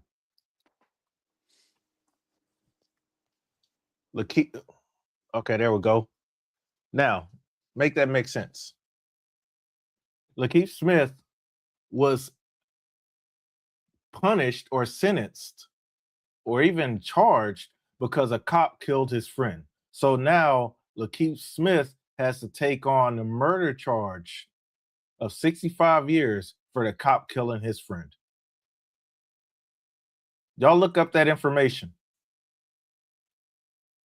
But that's what we're dealing with. I'll read it to you. He's a 26-year-old man from Millbrook, Alabama, who's convicted of felony murder in 2015 at the age of 15 after participating in a burglary that led to the fatal shooting of his 16-year-old friend, Adante Washington, by a police officer. Despite not having a murder or firing any shots, Smith was charged under Alabama's felony murder law, which holds participants in a felony liable for any deaths that occurred during the crime. I digress. I just wanted to bring that out that we still dealing with this today. Hey, man, that's powerful, bro. That's powerful because these people have always implemented laws that benefit the people that's in power. Um, and as we go down right here in verse 8, it said, well, even going back to that verse 7, it said the Jews answered him, "We have a law." Oh, we got one? Oh, we got a law that's gonna justify this right here. And by our law, he ought to die. Because he made himself the Son of God. Now, let's look at this. Brother KG, go to Leviticus chapter 24 and read us verse 16. Because this is the law that they used to convict our Messiah to death. Leviticus chapter 24 and verse 16. And he that blasphemeth the name of the Lord, he shall surely be put to death. And all the congregation shall certainly stone him, as well the stranger as he that is born in the land. When he blasphemeth the name of the Lord, shall be put to death.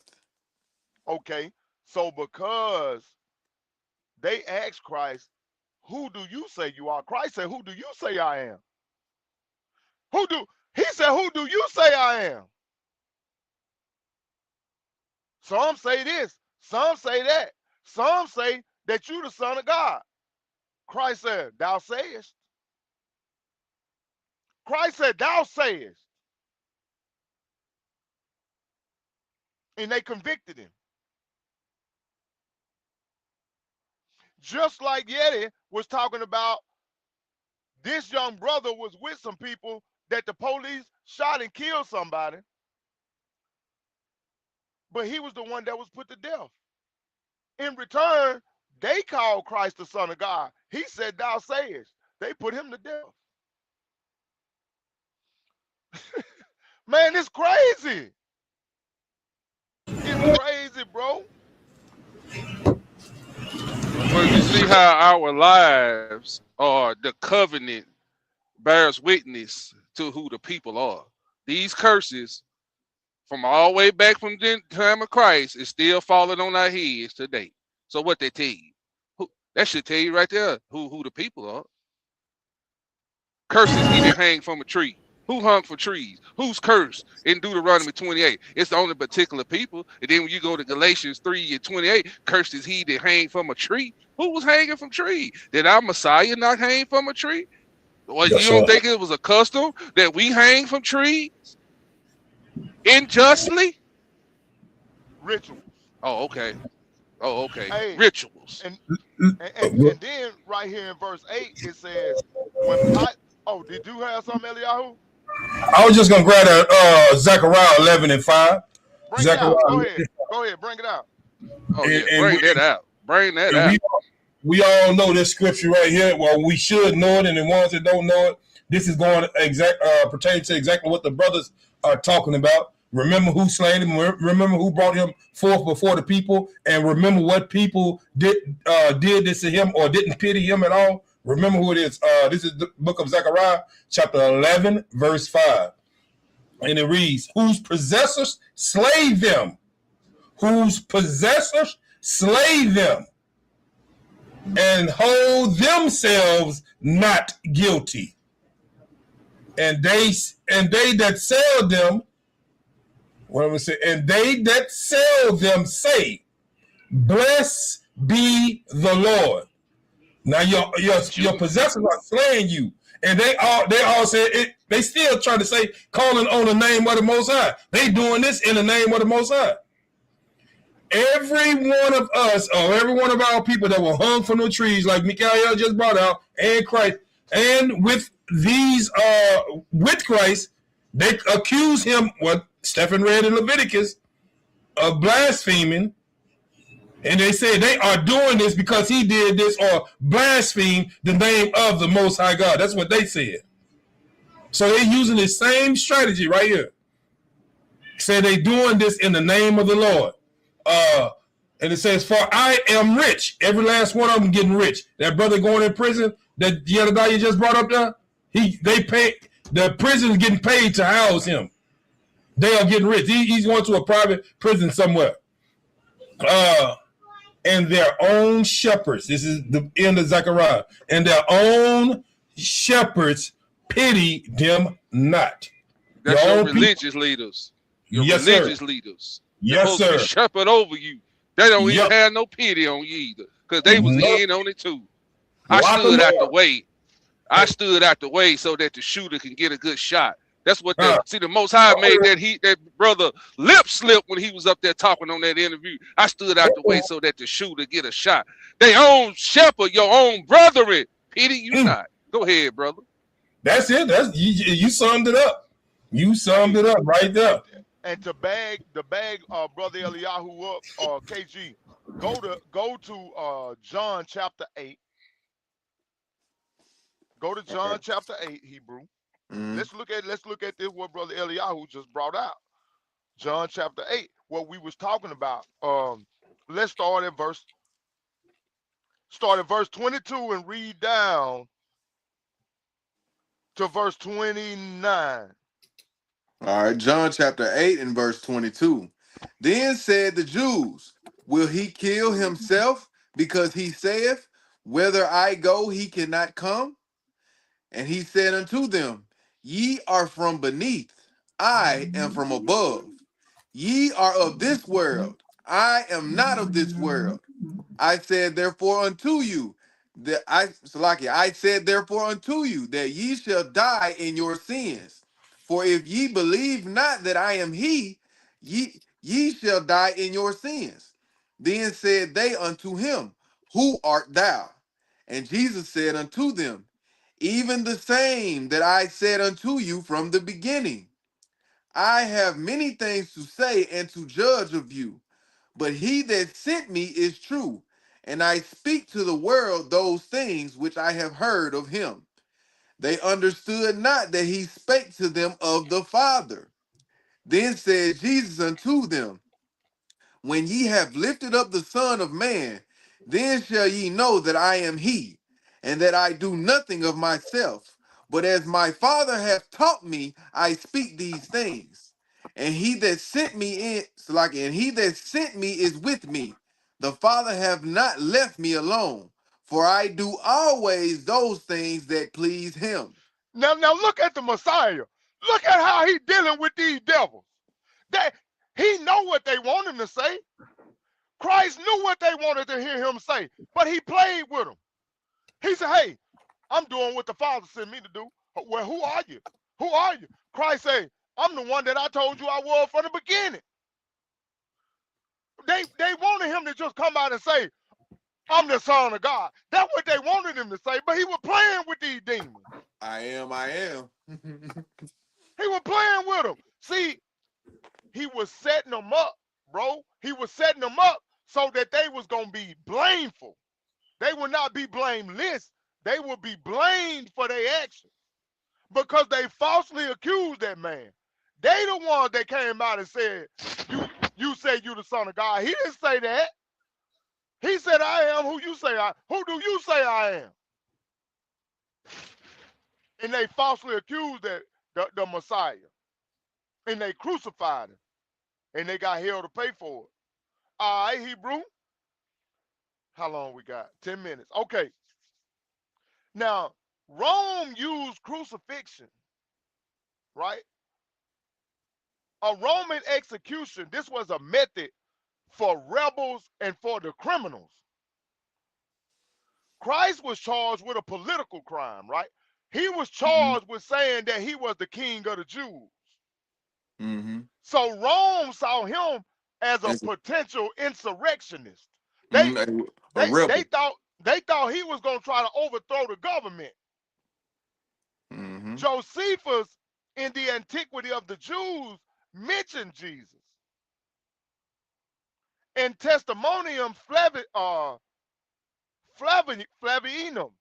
though debated in authenticity in parts. So the book of Josephus, they want to argue with this book because they know that this book, it convicts them.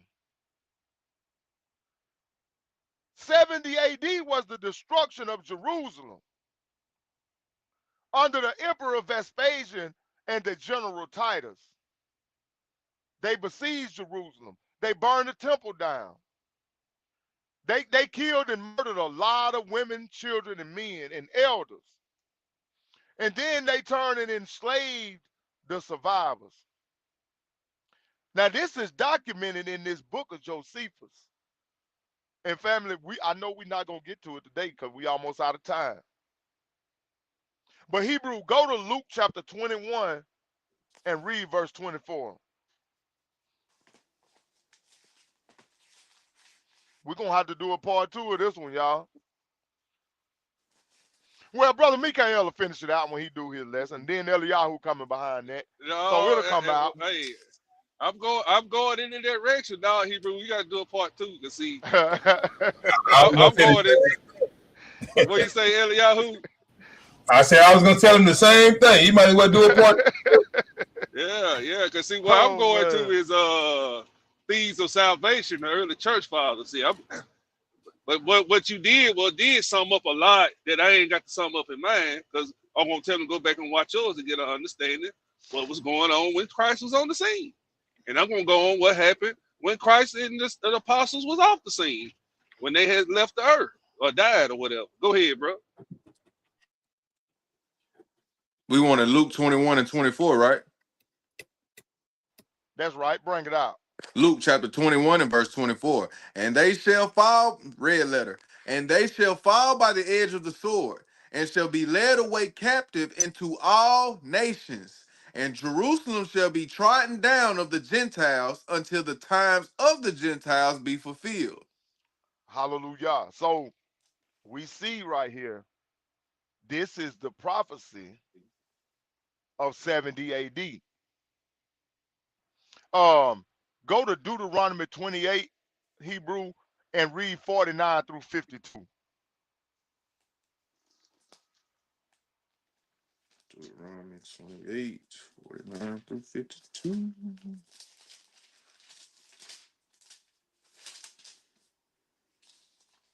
Deuteronomy chapter 28 and verse 49. The Lord shall bring a nation against thee from far, from the end of the earth, as swift as the eagle flieth. A nation whose tongue thou shalt not understand. A nation of fierce countenance, which shall not regard the person of the old, nor show favor to the young.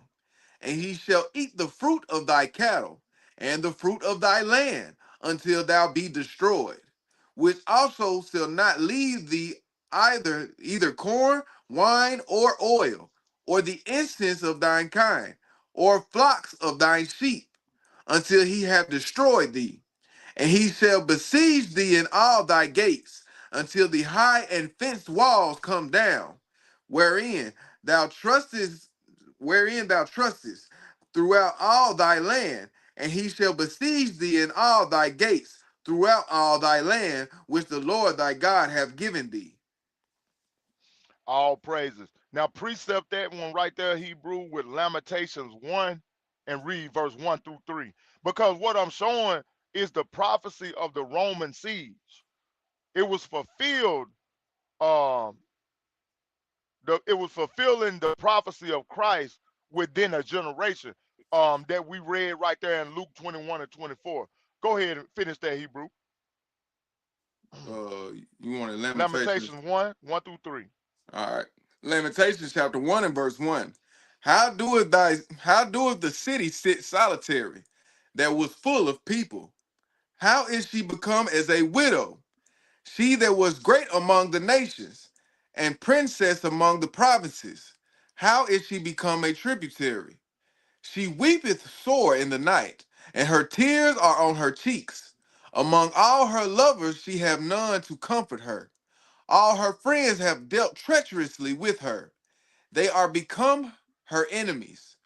Judah is gone into captivity because of affliction, and because of great servitude. She dwelleth among the heathen. She findeth no rest. All her persecutors overtook her between the straits. All praises to the Most High. Um, you got your Apocrypha, Hebrew? Yes, sir. Go to Second Esdras 16 and get 69 through 73, and we'll end it right there. Say them scripts one more time. I'm on 16. Second Esdras 16, 69 through 73. All right. Second Ezra chapter 16, verse 69. And they who do not applaud them shall be held in derision, mocked, and trodden under foot by them. For then shall be great insurrection against the neighboring cities because of them that fear God. They shall be like madmen, sparing none to abduct and hide them that still fear God. For they shall waste and take away their goods, and cast them out of their houses. Then shall they be known who are my chosen, and they shall be tried as the gold in the fire.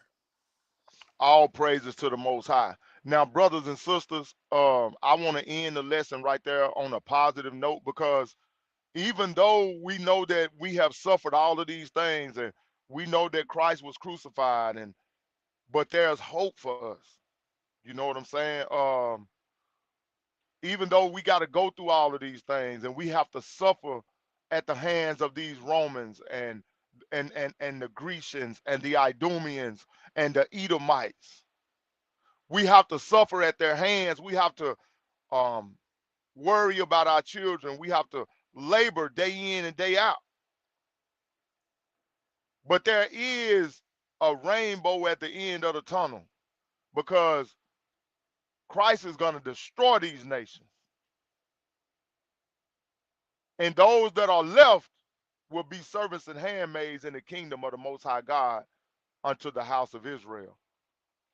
But with that being said, family, if y'all brothers don't have anything, I just want to say um, that I appreciate um, all of you brothers and sisters. for tuning in to the lesson today. Uh, in conclusion, I really want to just tell y'all that, we as we spoke, the Romans began as a village among the Latins. It grew and grew and grew through war and different campaigns of conquering people. It absorbed Greek philosophy and pagan religions, and it forged its identity in iron, which is what the lesson is about: discipline and conquest. Um, it did not descend from Abraham. It did not inherit the covenant. It did not carry the promises, but yet it stood at the center of biblical history. And this is the empire that stood at the cross, the Roman Empire that installed the Idumean king over Judea, Herod, um, governed Israel through Roman persecution, executed Christ under Roman law, and destroyed the Second Temple in 70 AD. They enslaved and scattered thousands and thousands and millions of our ancestors, and renamed Jerusalem under later emperors that would come after them. So in the next section, we're going to go into the antiquities of Josephus. This is where we'll be in the next lesson. Can somebody make me big on the screen for a second?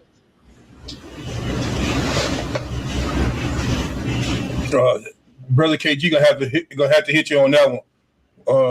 Unless Mikael can do it. Since Mikael might have to do it, I don't think I can do that from where I'm at. Okay. Oh, okay. Yeah. What's going on? Yeah, he try to make Stephen big. We don't have administrative rights, so we can't do it. You just had to click on that square that's on the KG of his picture. You can do that yourself, Stephen, I believe. Right on there. There you go. There you go. But this is who we're talking about right here, family. The Black Messiah. This is who we discussing today. This is who they persecuted. This is who they crucified. This is who's coming back with all power. Uh-oh. I lost it. You see how Hashatan is? Hashatan ain't like that. They ain't like that. Hey, Hashatan, boy. You see it? Hey, boy, they snatched the cord, the socket, boy, they took the wall with the socket. Yeah. Boy, get that damn picture off that screen. Get it off of there now, boy. Hey, they acted like Kool-Aid Man with that one. And if y'all drop anybody, matter of fact, let me see if I can man, it's not letting me comment. He's not letting me comment on mine. I got the PDF for the Josephus. I got both of them, the Antiquity of the Jews and the War of the Jews. If it let, but it won't let me comment for some reason now, and it's talking about commenting. So if y'all need that PDF, email Order Melchizedek Tupelo, and I can send it over there to them. So I just want to bring that out while we're waiting. Off the screen. Hey, there is a movie, and Mikael, tell me if you saw it before. There's a movie in 2006 called The Color of the Cross. And that movie, about a 2-hour movie, but it shows how we look like in antiquity. Yeah, I seen it. Oh, Stephen Beck. Yeah, I'm back. They probably snatched their shoulder out of place. They snatched you. Boy, you showed that picture, boy, you was gone. You like, get it off now. They got that long cut. They got that long cane out and pulled him stage left, didn't they? hey, man, that wasn't that crazy, bro. That was crazy. Man, that was crazy, man. Hey, I dropped the link in the chat. I don't know if it let it come through. I tried to drop it in there, but I have both of them, both PDF for both of you. I want the Josephus, War of the Jews, and Antiquity of the Jews.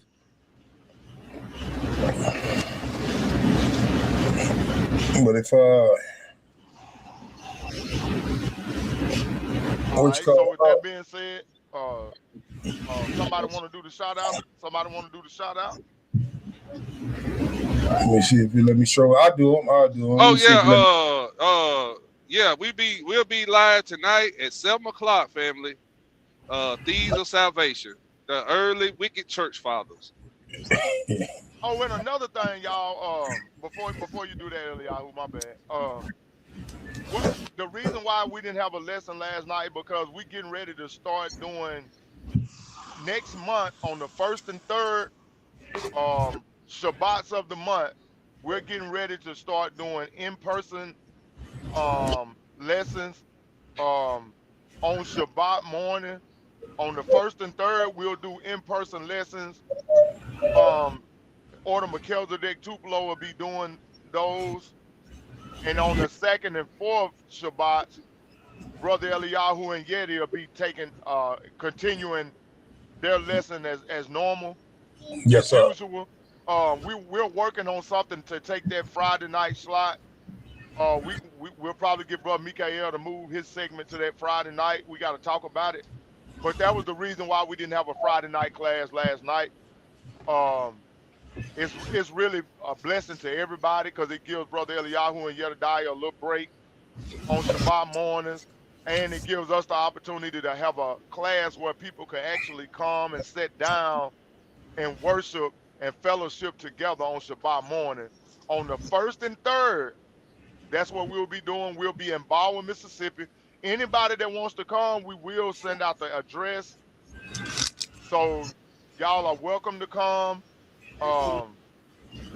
and worship with us. We encourage you to come and worship with us. Yes, So sir. all praise to the Most High. I just wanted to make that announcement. Go ahead, bro. All praise to the Most High. The Most High is really doing some moving right now.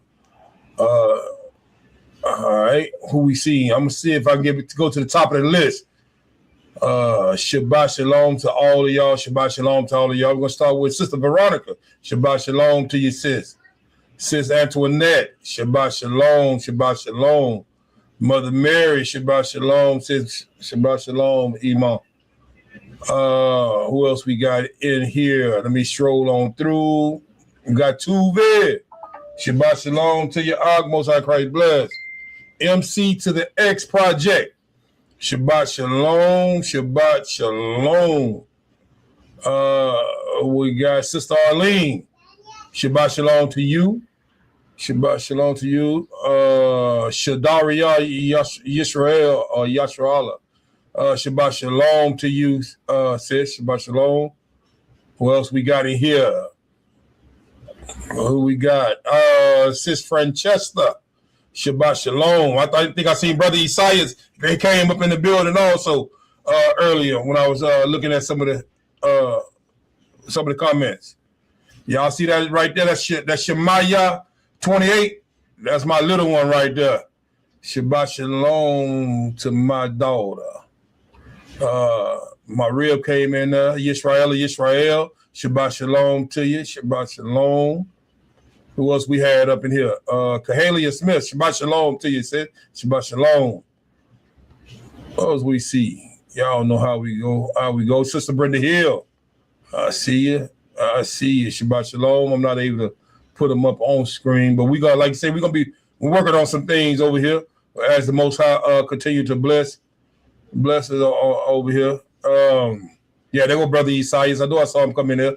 Shabbat shalom to y'all, elder. And we got Warriors was in the building, dropping that knowledge in. Shabbat shalom to y'all. Who else we got? Who else do we have in here? Can't see. And I had dropped another one about them 12, the 12 rulers, had them in order of Rome, just in case y'all wanted to see those also. But I have all that.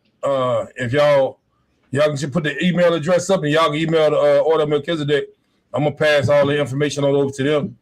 And then anybody want to request of that Josephus, both books, War of the Jews and Antiquity of the Jews, I can send y'all that PDF so you can have it over there. I want you brothers on this panel. We got to do a special broadcast on Thursday. I know I ain't talked to y'all about it behind the scenes, but this Thursday broadcast will be current events. So I need you brothers to send me one video that you want to discuss on Thursday night at 6 o'clock. Okay. It's, Brother and we're Will, gonna go bring ahead. out the biblical scriptures and break down what's going on in the earth through the scriptures off those videos. Go ahead, bro. All praises. Brother Willie Garner, I see you in the building. Let me make sure I'm seeing new comments came up. Go Sister Jim. Don't want to forget about her. Shabbat shalom to you, sis. Shabbat shalom. Yeah, no matter how what Mikael say about you, I got your back, sis. It's all good. Shabbat shalom. Brother Black T. Oh my gosh! Oh my gosh! You taking up for Sister Jill? Oh my gosh! Oh my gosh! Shabbat shalom. But that's what I see, right? That's all I see. Most High in Christ bless each and every one of y'all. May the Most High continue to bless y'all and be with y'all through whatever the enemy try to send your way. May he continue to bless each and every one of y'all. Shabbat shalom to your family.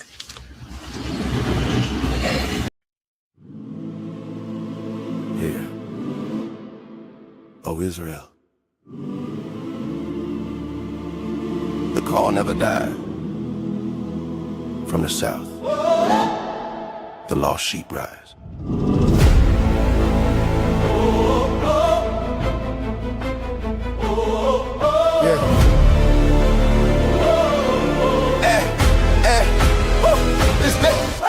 From Mississippi soil where the history haven't changed in the land, but the promise still steady. Names got taken, truth got buried, but the word still breathing, never went missing. Lost sheep scattered, still hear the tone. Shepherd calling, saying bring them home. Not a rumor, not a myth.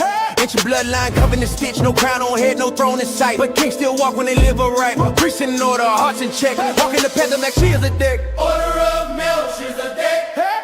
Hey, stand righteous, stand correct. No beginning, no end. We said, walk in truth, no disrespect. Order of Melchizedek. Order of Melchizedek. Lost sheep found, hearts reset. Lost sheep found, hearts reset. From two below we represent. From two below we represent. Israel rise. Remember that. Remember that. Not here for hate, not here for noise. Here to rebuild men, women, boys. From prison walls to broken homes. Still hear Yah's voice through flesh and bone. Teach the law, apply the way. Faith works, lived every day. Not traditions handed down, but ancient past we walking now. 12 tribes breathing, still intact. Truth don't change, that's fact. Scattered, warning.